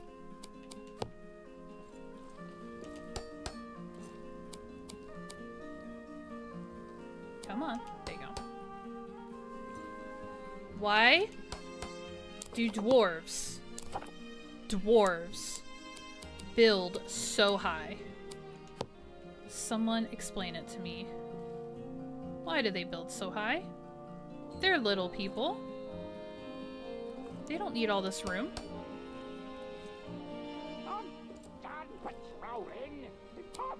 Dude. Do it. We just did this. It's okay, I promise you're allowed. I promise. I promise. There's something about these in-game pillars. When you get up here, they become impenetrable. You can't sink anything into them. That's crazy to me. Come on, just catch. Catch right here. My gosh, this is like placing a little granite tile in like a corner. You've got to just be nice and patient and work with it. This Durin's axe is really in my way right now.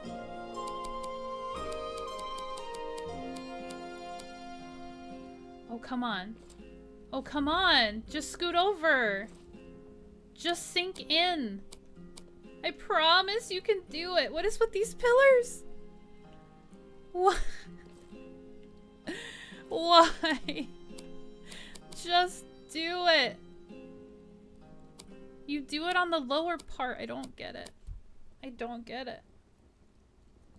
I really need this. I need this for my symmetry brain. This needs to work.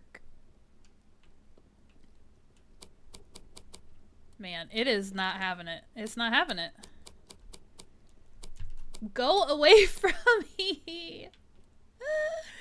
The D-pad won't even respond. Come on. You're right there. Just go in. It is frustrating sometimes what's allowed and what isn't. Yeah, it's this crown molding on the pillar that's like, nope.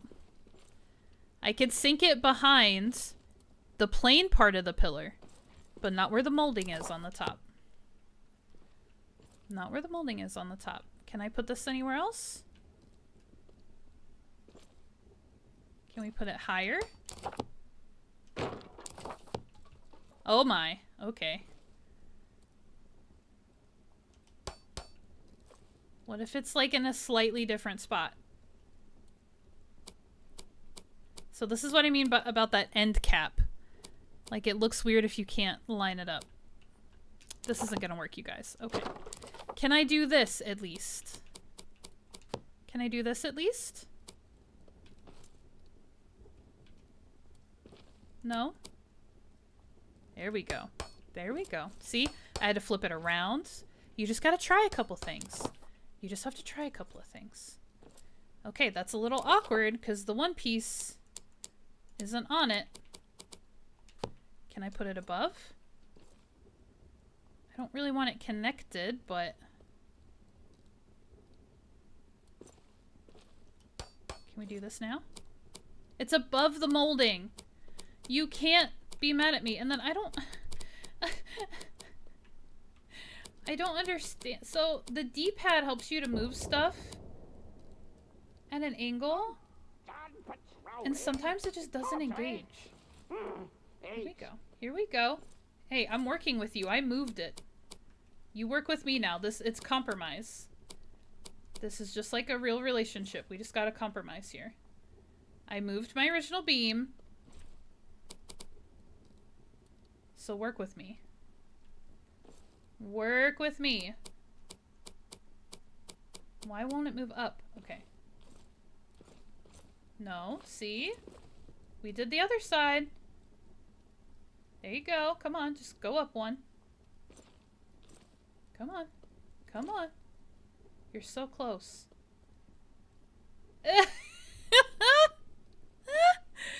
I'm gonna win this. I'm gonna win this one. I've got to. Come on. Come on. See? You're right there. Now just move over one, and then just go up one.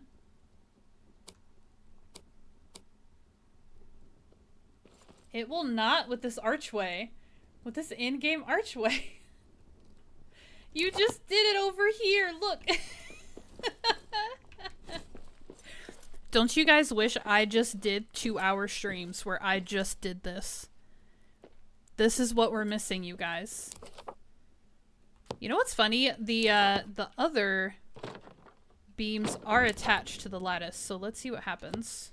Ever wonder? If we snap it to the lattice, maybe it'll force it. Maybe it'll force it.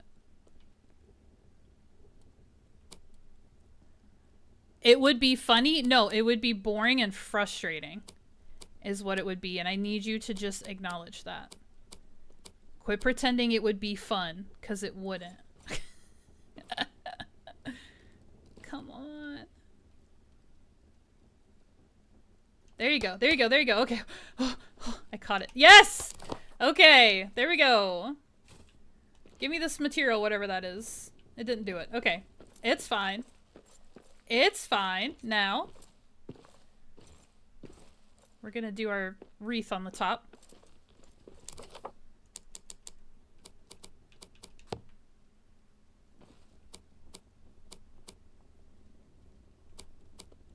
I need you to go higher than that. Ugh. Okay, hold on. I just need to get closer. Just a little bit closer and it will do it. I don't understand the controls.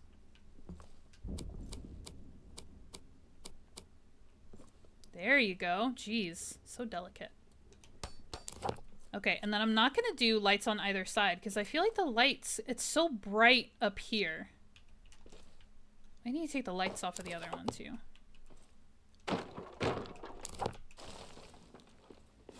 Okay.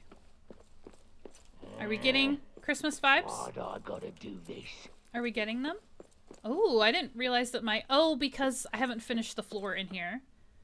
And the gold floor shows you what direction to progress, so I need to use granite floors in here. Okay, sorry, get distracted. I get distracted. Yeah, I want to take those lights down. Oh, she's starving. She's starving. Less is more. We're gonna take those lights down.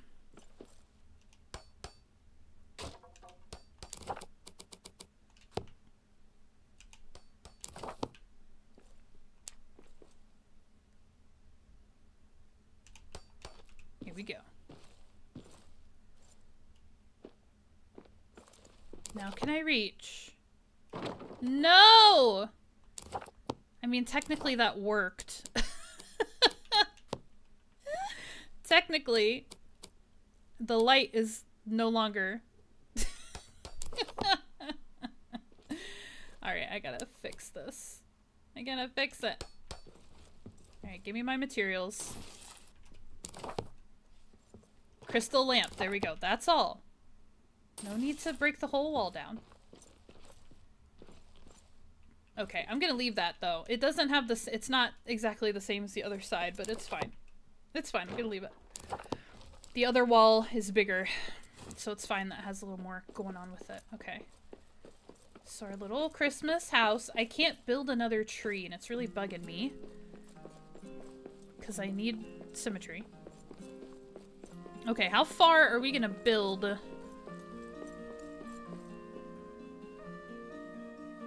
I need to put a...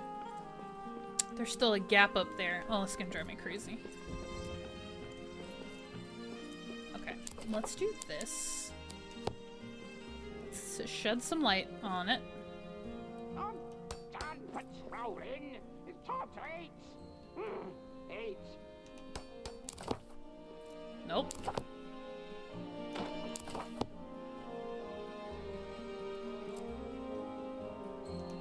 There we go. Shed some light, and we'll do the regular lights in here, or the non-holly version. And these I like because you can actually, oh, can you not? I was gonna say you could layer them, but I guess you can't. You can a little.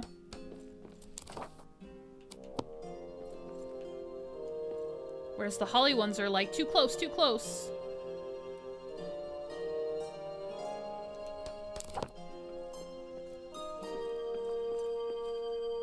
Man, the inside of these walls are a problem.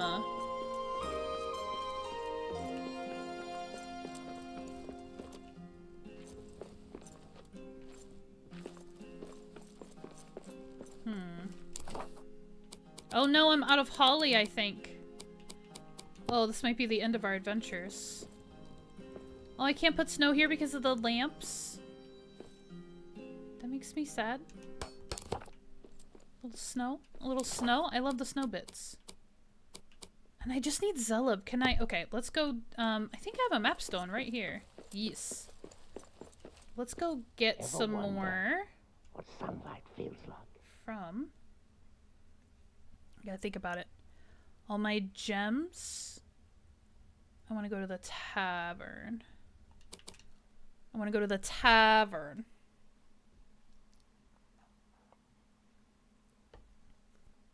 Are we having fun?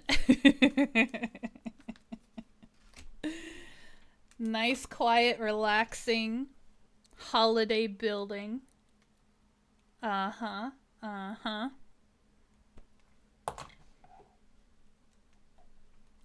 So, we decided on... Oh, I didn't tell you guys, but Marcus and I discovered... Well, I didn't tell everyone. Marcus and I discovered this bakery slash cafe place that is of European inspiration here locally. There's a couple of them. And I'm not going to say what the business is called because I don't know if that will dox my location. But anyways, they're very high-end. They're very fancy. And we got this amazing cheesecake for Thanksgiving from them. And there's like this phenomenon that I've just heard about this year called cookie butter. Has anybody else heard of cookie butter? Has that been a dessert element since like the 60s that I've just never heard of before? But cookie butter, it's like this thing. It's been in the title of every dessert that I've seen in 2025. So anyways, it was a New York style cheesecake, and it was really it wasn't too sweet and it wasn't too sour. It was like a nice kind of neutral cheesecake. And then there was this cream topping, kind of think of Nutella in terms of consistency, not flavor, but like consistency. So it was like this smooth kind of spread that was really thick, and like that was the cookie butter flavor, and so that went on top of the cheesecake. And then Biscoff cookies, which if you guys are familiar, are kind of like they're kind of like gingerbread, but good. Better. And so Biscoff cookies were kind of part of it, so like sprinkled in there, and there was like a little Biscoff cookie like decorating the cheesecake. But anyway, so we got that for Thanksgiving. It was incredible because it was this wonderful blend of like a neutral, sweet, creamy texture of the cheesecake, and then this really decadent pop of flavor. And I can't really tell you what cookie butter tastes like. You kind of will just have to experience it for yourself. But Zeleb will be in the Z's. It'll be all down here. Oh wow! If only I had enough. I should be able to pull from this. Where I was. I have questions about that. But anyway, so we were like, okay, we've got to get something for Christmas. And Christmas food will just be myself and Marcus will be here at home. I'm starting my new job next week, and I am only getting Christmas Day off. He's going to be off all week, which is super nice. So I'm making him pick everything up. But basically, we went there. So it's a cafe slash bakery. So we went for breakfast. He took me out, I believe, Saturday morning.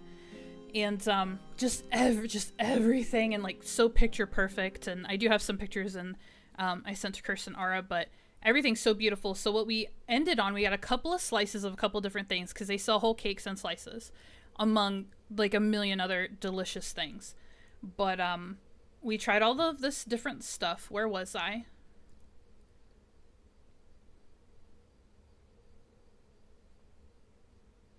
Broken statue. That's where I was. Okay. I didn't think about which map stone. But this thing called French opera cake. Have you guys ever heard of French opera cake?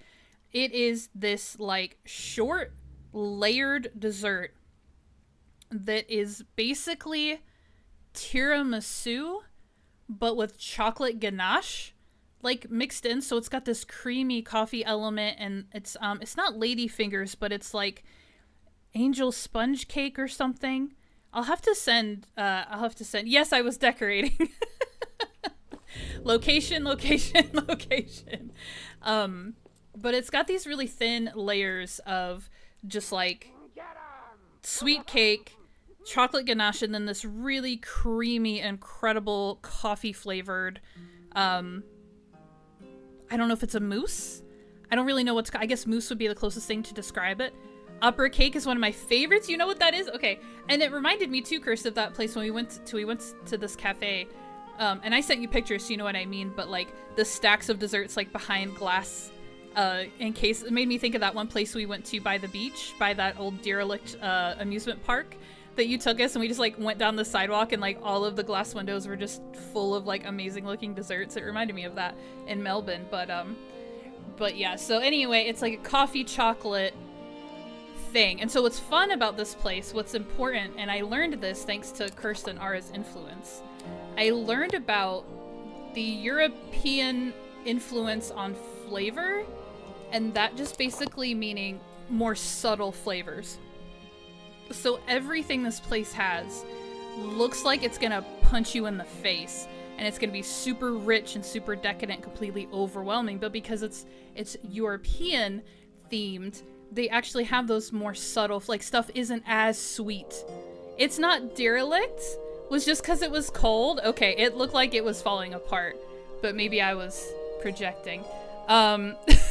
So, because it's like French inspired for the most part, this bakery, like the flavors are so much more subtle, so you can, it's a beautiful thing. It's a beautiful thing, and Marcus and I are very excited, and we're gonna get this cake. We're gonna get a couple of slices. We were gonna get the whole cake, but that's generally just a bad idea because it's just the two of us.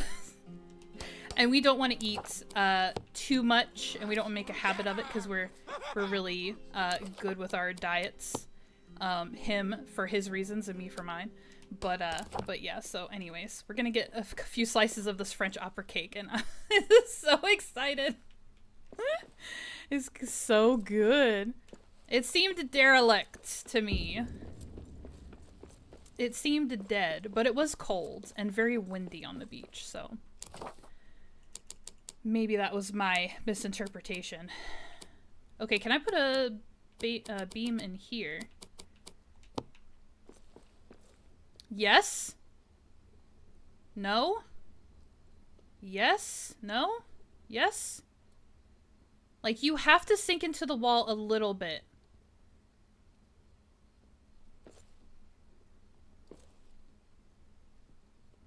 Oh, what is with these beams? Do I have to do little installments? Work with me here. You're supposed to attach. Okay.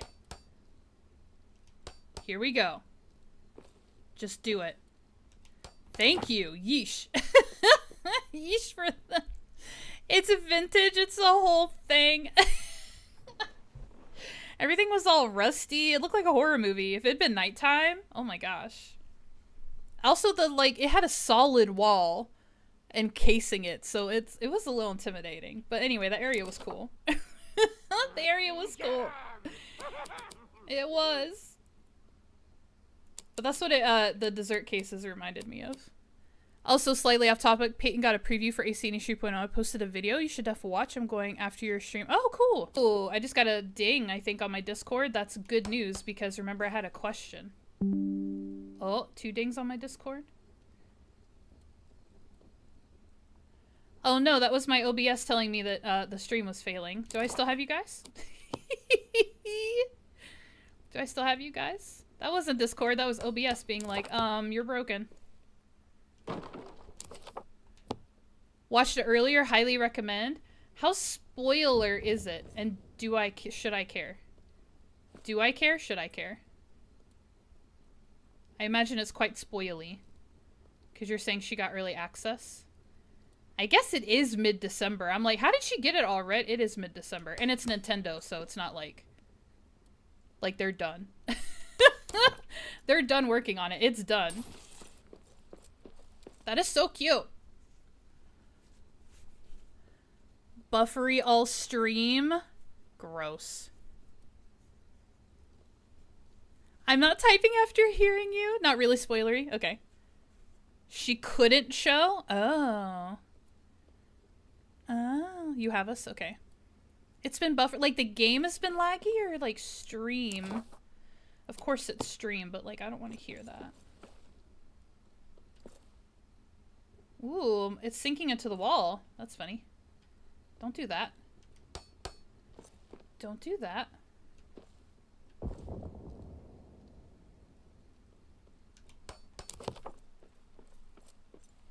I don't know how I feel about that. I don't know how I feel about that. Olive stream. Boo. She couldn't show gameplay? Okay, so... what did she do? If she can't play it, how is she or did she just talk about it?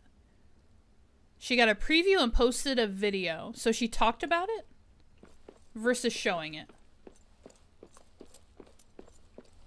I'm so confuzzled, but it's easily done. Easily done.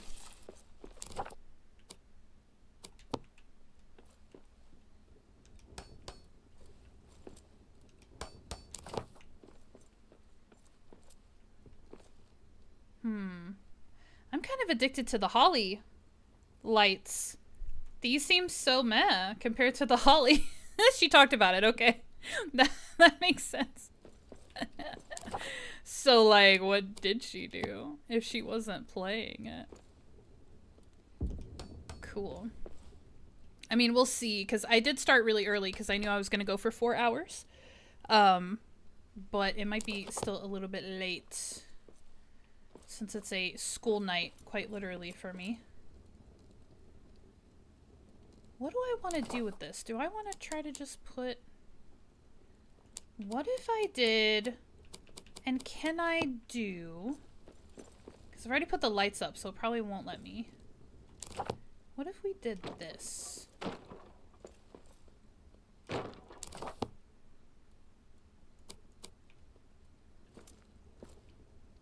Do I want to use this one? Or the other one? The other one. Yeah. I want the fluffier one.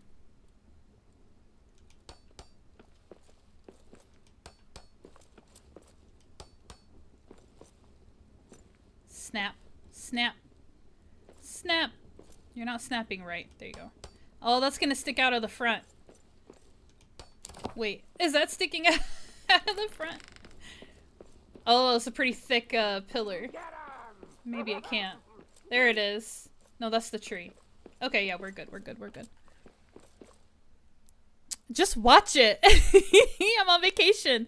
I can be up all night. Today's my last work day till January 5th. Nice. You fly early? Gross. I'm very happy for your time off, though. I want to put lights up here. I changed my mind. But in the middle. In the middle.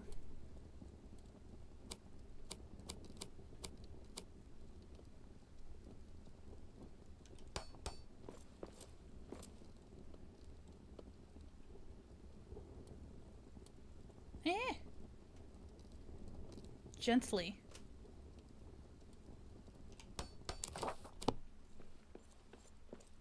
Oh, it's so bright. It's so bright. Very early in the morning. I'm so sorry. I'm so sorry you have to get on a plane. I'm not a fan. I am not a fan. I need to fix these floors. But I guess I don't, because, like, how hard am I trying to go with this? Because I was gonna build, like, a little house and then fill it with the things. Little Christmas corner here.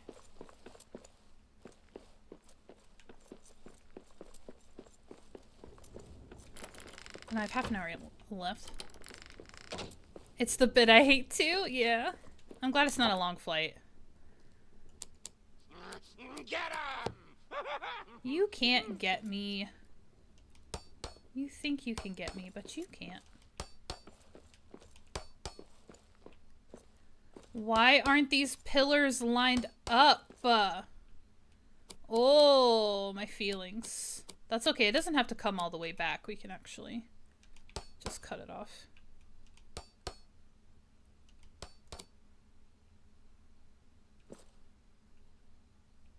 This is just at the top, though. Let's put these in the middle. Put this in the middle.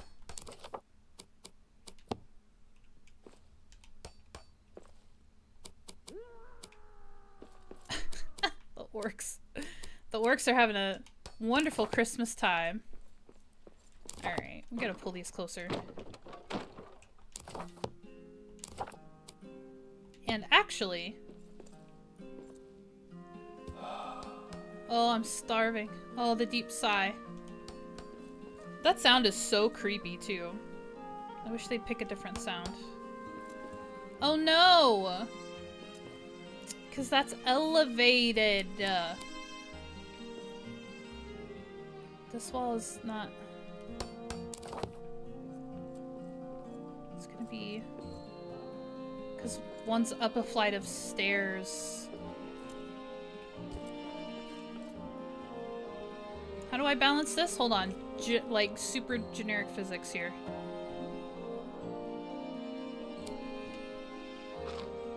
Like, I can... It's... I don't know how to explain what my struggle is, because it's not what you think. Because if I raise this wall... I mean, that's fine, because then it'll be equal on the sides, but just lower in the front. Okay, so we'll do that. And the easiest way to do that will probably be to lay a barrier. Get 'em!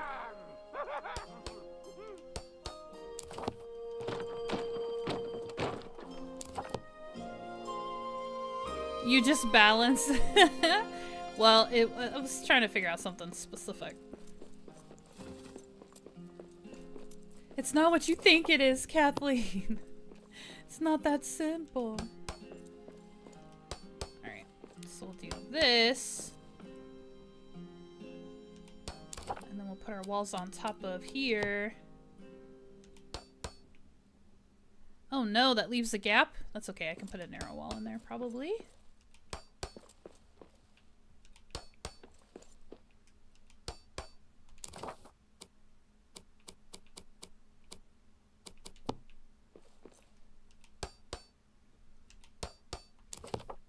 Yay, it's even. Okay. That's fine. Now can I put the barrier down? Here. Yes, thank you. Thank you. Just sink into the ground. Just keep doing it. It's okay. There you go. Beautiful. Beautiful. I just made myself a hallway. I just made myself a hallway, but we're not trying to be here for the rest of the night. Although we're totally going to be. I've got about half an hour left. Get 'em. Get him. Which we could pop over to our delving and see how our NPCs are doing with those orders. Go trade. Maybe we can go get some volcanic glass. Just maybe.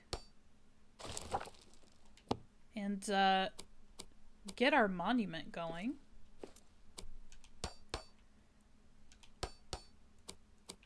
Just maybe. Just maybe. This has to go so high.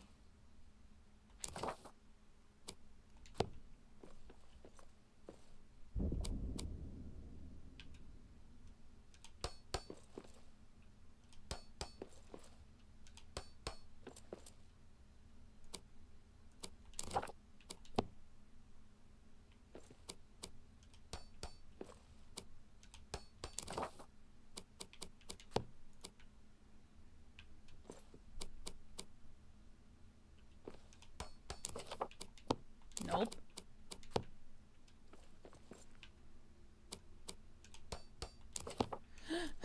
Okay. I want to do something funky with this though. Let's do This is nice and green. Will these actually fit?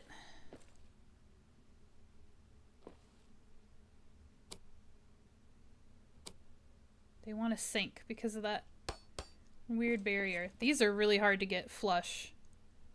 Although they do line up with the walls themselves. I have to sink it. Fine. That's gonna stick out on the other side. So yeah, these are hard to get. You gotta like measure for those ahead of time. And then let's do... Do we want to do some more green? Get 'em! On top of these. Can I? Will you latch onto the... Will you snap to the wall? No? Maybe a little? No? Okay.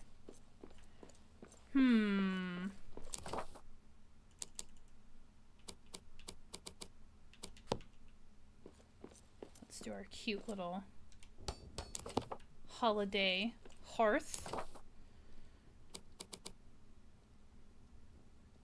It's so funny that the puzzle box is part of the Yule-Tide, but it doesn't look very Christmassy. I guess it kind of looks like maybe a silver and gold ornament or something. I don't know. It's just a completely different vibe to me. Not a complaint, just an observation. Alright, can I use this beam? Please? Can I use this now? You can literally snap to the top of this wall. You can't snap to the top of the wall? Are you sure? Are you certain? Can we pretend that you're snapping to the top of the wall? Yeah? Is there a huge gap in between? Oh, just a little gap. Just a little one.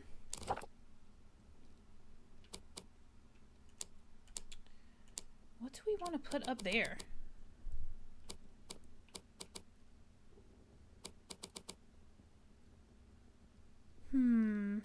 Oh, you...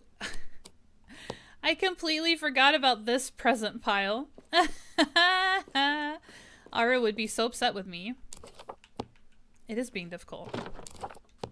Ara would be so upset with me. This is the original Christmas pile for dwarves. Get 'em. A nice gold pile. Okay. Let's do... How do we want to do this? Should I center my hearth? Probably, because I think I want to do this, and then I want to do benches. Ooh. Which I'm going to have to space very carefully, because they're a little too long to double up. I guess we should do chairs, huh?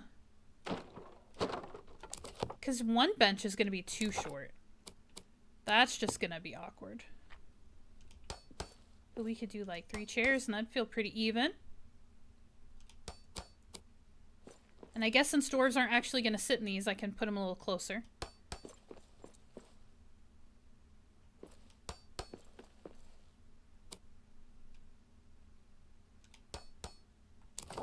Only if you want to be festive. Oh, I should have put a rug down first. Silly me. Look how big the holly chunks are. The cuttings. I guess they are pretty large trees. It just goes to show. I want to do a red rug. I don't necessarily want to do this one. But we'll do it. Alright, now we put our table down. Oh, it's over here. Get 'em! My gosh. There we go. So Kathleen votes yes. Centering the Yule-Tide hearth.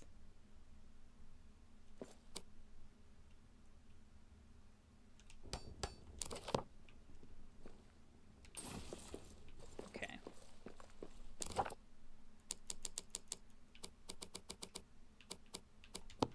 Should we do the ornate chairs? They're just so large. They're so large. It's problematic. It's just problematic. Okay. Get kind of close. Yes. Kathleen said, do it. Shut up and do it. That's what I heard you say.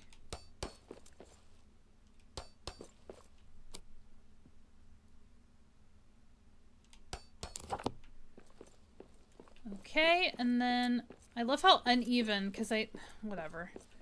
We're just doing it to do it. We're just doing it to do it. It's fine. This is not festive, but it's green.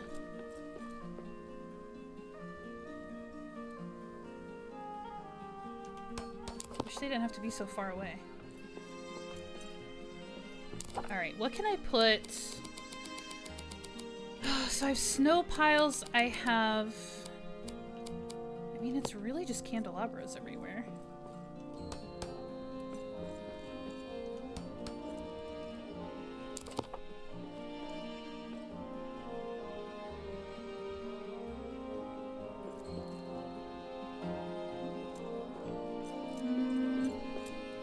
Oh, I was gonna put lights on this. I remember now. Can I? Will it? You won't attach to the lattice? Please? Just the bottom? Okay, I'll take what I can get. Take what I can get. No, do it!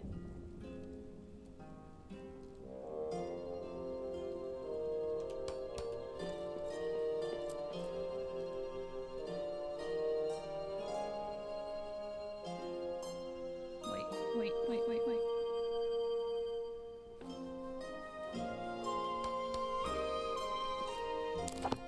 Alright, there's my fun lights for there. We've got the holly. I guess the holly needs to go up here too.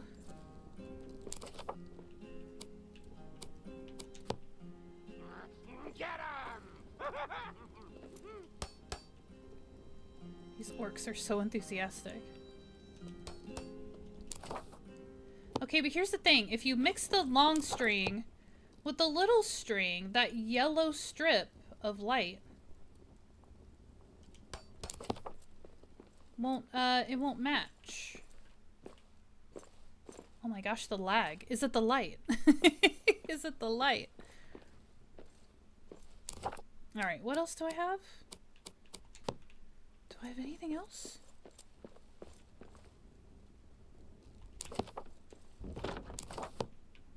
Will you fit? You're too big. That's too big.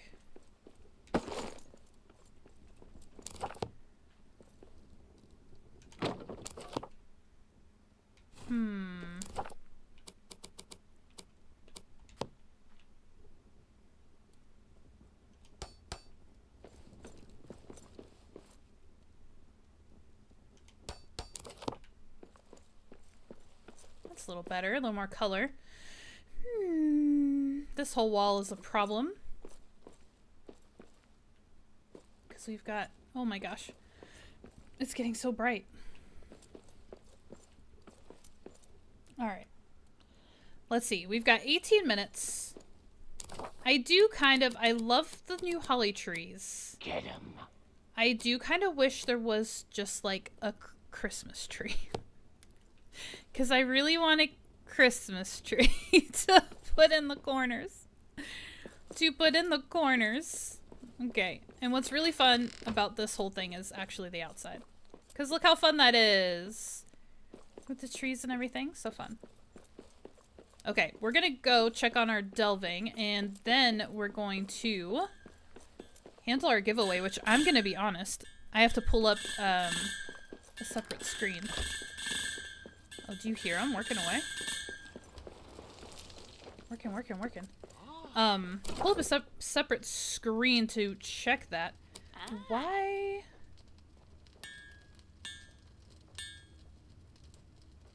Oh, because I made treasure piles. I was like, why do I have all these coins in my pockets? And why can't I make complete sentences? Wait, what? Coins and some ingots and stuff. Okay. So here's what we're gonna do. So what's been cool is we were over there building like forever. And my NPCs are alive. They've been working on their own. They're alive because the cook has been feeding them for me.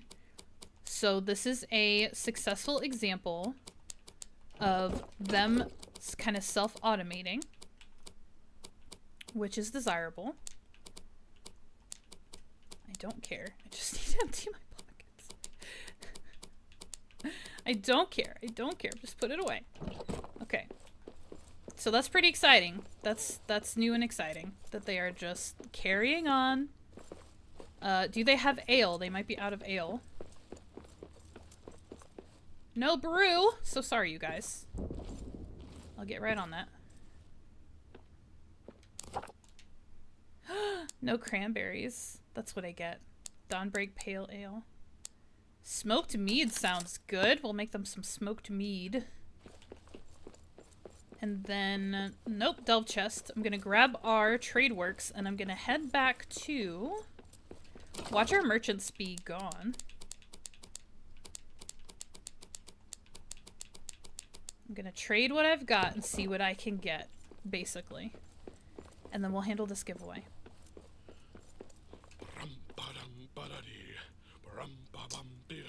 The Emerald Ale? No, Holland. That's the trading post. Okay. Red Mountain Trader had volcanic glass, I believe. What did you want? You wanted the filigree? Yep, you've got volcanic glass. Okay. Carpenter's kits, they didn't make any of those. What are you willing to part with, friend? Volcanic glass, trade for 10. I don't remember how much we needed, like 60? I'm gonna grab all of it. Oh, he has no more stock. Okay. Cross your fingers that this is enough glass, you guys. And then I'm gonna run down here and see, because I had a couple other trade goods. See who wanted what. Might as well get it. So, as you saw... looking for fine dwarven craftsmanship. Oh, I don't have runic stones, that's right. Copper coins. I don't have any of these things. You look like an industrial dwarf. Who wanted arrow heads and... Did they leave? Was it the Rohan trader? Who else? Who else was out here? Okay. Well, there's only 2 of them now, and neither of them want my goods, so... Let's go see if we can get started. On this monument. Please, please, please, please, please. I have to bring my builders back. Please be 60 volcano, not like 100. Yes! Okay, you guys. I added the new materials, so now I need to recall my builders. Which means the artisans have to go away for now. Bring these guys back, so... 5 of 7, so I can grab 2 more. Go work on the monument, you guys. Will do! Thank you. Confirmed. Confirmed. Okay, and then artisan... Let's just get rid of the wanderer. But should I do that? Maybe I shouldn't. I want 1 more builder. I want to keep my cook. But it's nice to have an artisan and a blacksmith. Life goes on. I need to get this thing built. Alright, who's my other builder? Here we go. Okay, so now I've got 4 builders. Are they all building? I see 1 arrow, 2 arrows, 3 arrows. 4? Are you gonna get to it? No? Oh, she teleported up. Okay, so all 4 builders are working on the monument. Dang, look how far they got already on stage 2. Are we gonna unveil a new monument for the end of stream? That would feel really nice. That would feel really nice. That bar filled really fast. Look at them go. You guys see them? There they are, up on the scaffold. Working hard, smacking that rock. This area is starting to look good. I hope so. Are you guys gonna finish? You're so close, and it's late afternoon. Ooh, they might not finish today. Because late afternoon leads into early evening, and if they can't squeeze this out before the next phase of the day, they're not gonna finish it today. That'd be so sad. But then we can all go to sleep together, and maybe it'll be ready in the morning.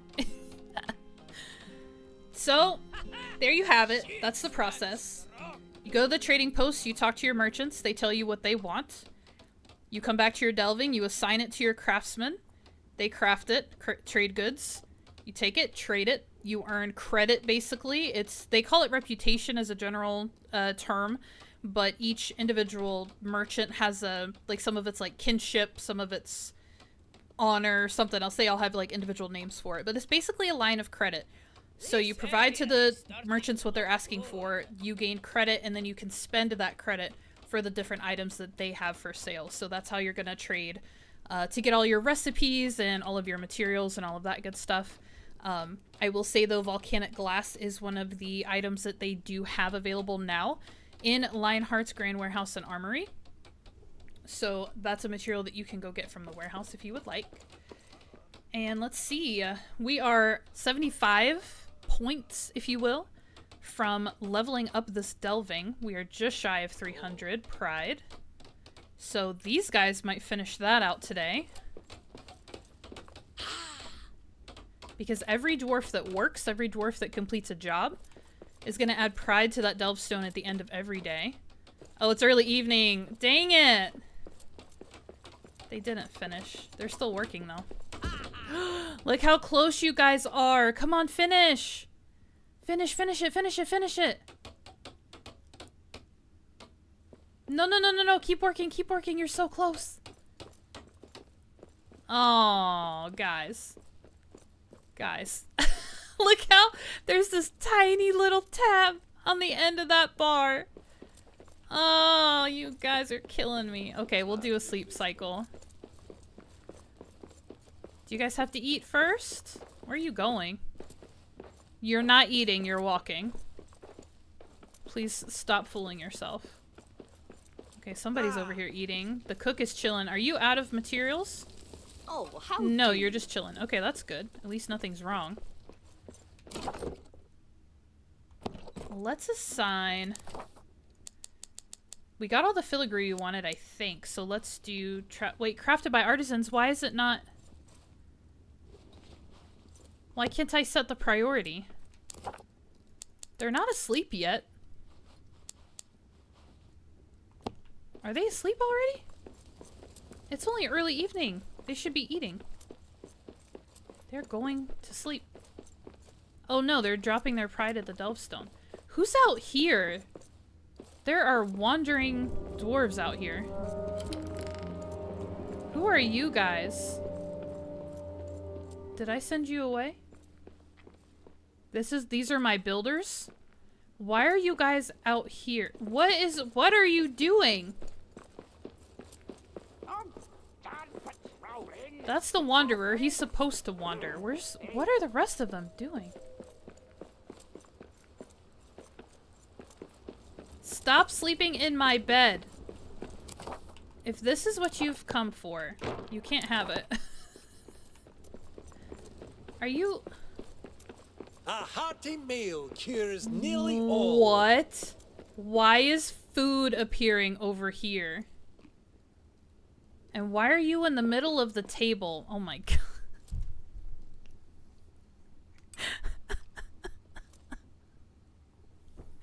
That's it. That's it. I'm done with you. No, you guys can't. No. Done and done. Stop it. Go to the delving that I built for you that has a meal table and beds. Driving me crazy. Killing me. They are killing me. Go home. I know it's what are you looking at? Guys.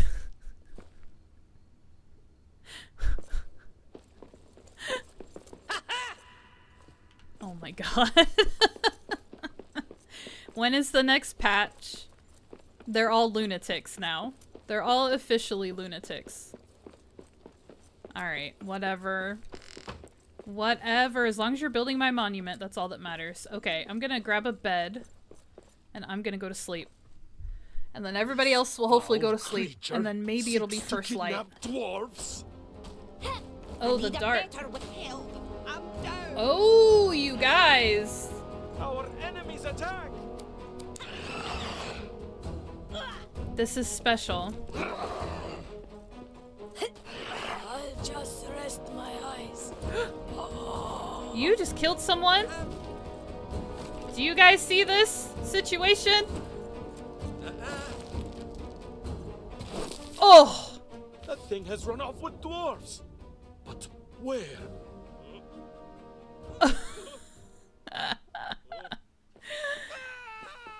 I have... What are you guys doing? We have fallen dwarves. Oh my gosh.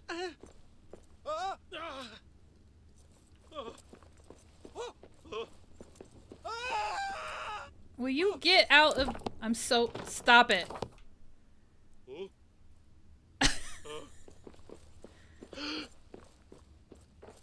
Vor was really just chilling right in the middle of the flames. Okay, Khaleesi. At your service. Wake up, you guys. Wake up. You need to move. What is wrong with you guys today? Will do. Alright, here's what we're gonna do. Executive decision. This is driving me crazy. I did not mean to trigger that, but I should have known. I should have known. I am getting tired. There you go. And I can never walk around here, so we're gonna break this furniture. You guys can't even handle it. You can't handle feng shui, so I'm just gonna open everything up for you. Okay. Welcome to the first story element of DLC. That was a monster. That was a monster that attacked our delving, and I don't know if you guys heard Bjorn, but he said it took dwarves. So that monster busted into my delving, attacked my dwarves, and also kidnapped one or two. Let's talk to this guy. He says, it's a strange creature that stalks us, but everything leaves a trail. Give me time and I will track it down. Then we can hunt it down and rescue the taken dwarves. Check back with me at dawn, which is pretty much right now. Is pretty much right now. And do you guys see Arik, our bestie, who gets some undeserved hatred, has a little thought bubble. Do you have something to say to me? Vor finds dwarves. Look to the expedition table and set off to rescue them. Get them back. I say, I hope the Taken are still alive. So Arik, of all people, is telling us what to do. And he says, if we go to the expedition table, we can rescue these dwarves that are missing. Vor said to talk to him at dawn. It is dawn. Does he have anything new to say? No, he doesn't. Okay. Oh, now it's... Goal complete, speak to the Wanderer. What? Do I talk to him now? Nope, I can't. Okay. The timing. The timing. Okay, here's what's gonna happen though. This monument needs to be finished. And then this stream needs to be finished. These guys are real close. These guys are real close. Your bestie, maybe? Less than an hour remaining. These guys are so close. We're gonna finish this monument. And I'll put up a poll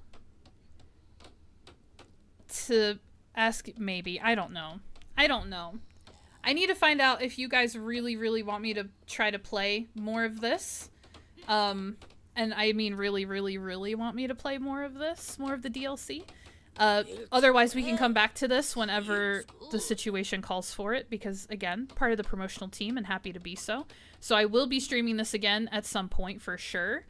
But, like, do we need to carry on? Do we need to split our 2 streams a week between RTM and Animal Crossing? Maybe one stream is ACNH and the other stream is RTM? Because now we've tapped into a little bit of story involving the DLC. So, yeah, a poll, exactly. It's your choice. I know. Check it out, you guys. Our second monument. So we built this one. And look how beautiful it is. We have finished our second monument. This is the note that we're going to end on for today. I'm going to sing a lovely song for you.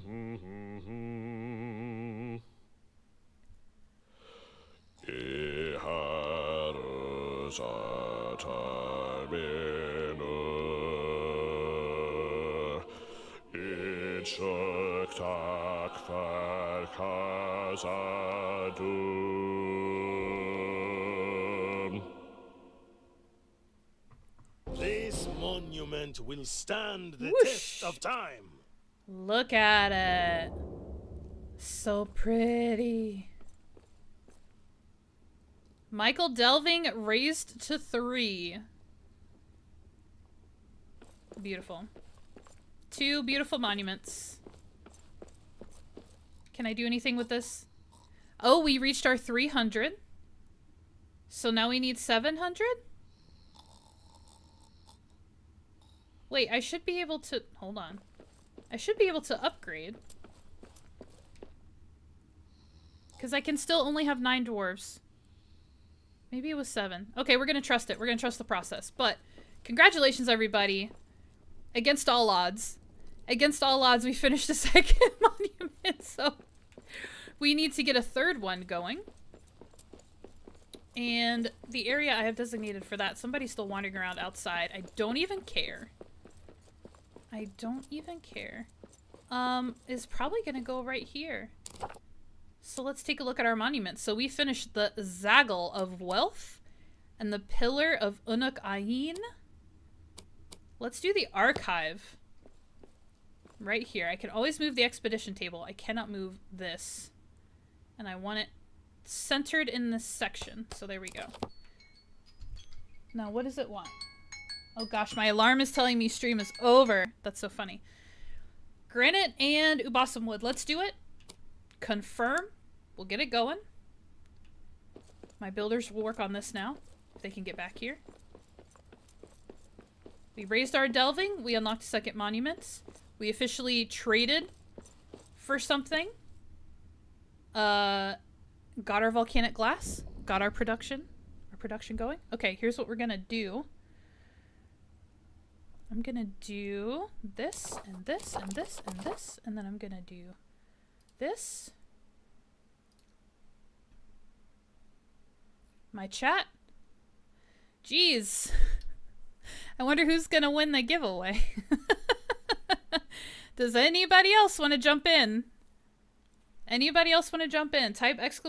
join. Any lurkers or anybody who's been hanging out in the live chat watching this build, which has been so fun. Play this game. You have 1 minute because stream is technically over. If you want to hop in, hop in. Who's gonna win? I wonder who it is. Also, I need to check my Discord to see if I ever got an answer to my question.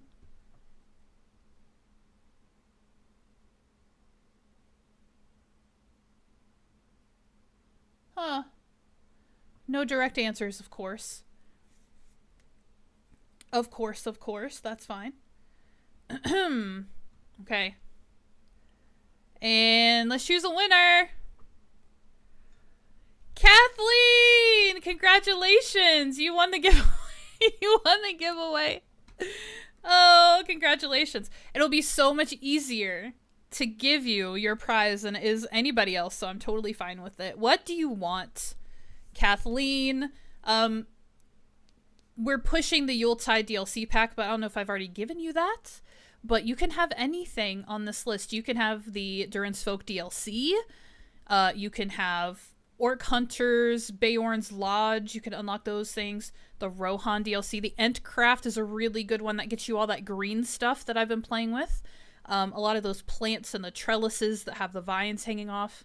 All of that stuff is really cool. So which one do you want, my friend? Which one do you want? You can let me know later, too, if you really need to think about it. Yay! Who's gonna win the giveaway? I don't know. It's Kathleen. You have the Yule-Tide one? Okay, so if and when you activate your game next, if you haven't already, and the patch updates, you get the update message, it'll automatically add those extra Yule-Tide items. Endcraft? Yay, it's such a good one. I can't wait to give that to you. Okay, so I'll send that to you in Discord. And you guys, that is it for the stream. Thank you so much for hanging out. Thank you to the stream watchers. You guys hanging out on, the Steam watchers. I do that every time. Watching on the Steam homepage, appreciate it so much. Also, any VOD watchers who come by and check out the stream, thank you guys for hanging out and checking it out. Hopefully you learned something, saw something you liked, laughed a little, maybe learned a little something. But yeah, we'll take it as it comes moving forward with the DLC. Keep an eye out on my community tab. I might post a poll and just try to get a feel for how many people want me to push through the DLC, and if so, I've got to figure out how I want to go about that. But yeah, or maybe I won't. Maybe I'll just put my foot down and say, you know what, I don't want to stream it because we're moving on with Animal Crossing for now. So I don't know. I'll sit on that. I'll figure that one out. But until then, I appreciate you guys so much for hanging out, and I will catch you on Friday. Hopefully more Animal Crossing, and we'll just hang out until then. And then, oh my gosh, the week after that is Christmas. I can't believe it. Anyways, appreciate everyone. Have an excellent rest of your day. And until we see each other again, bye!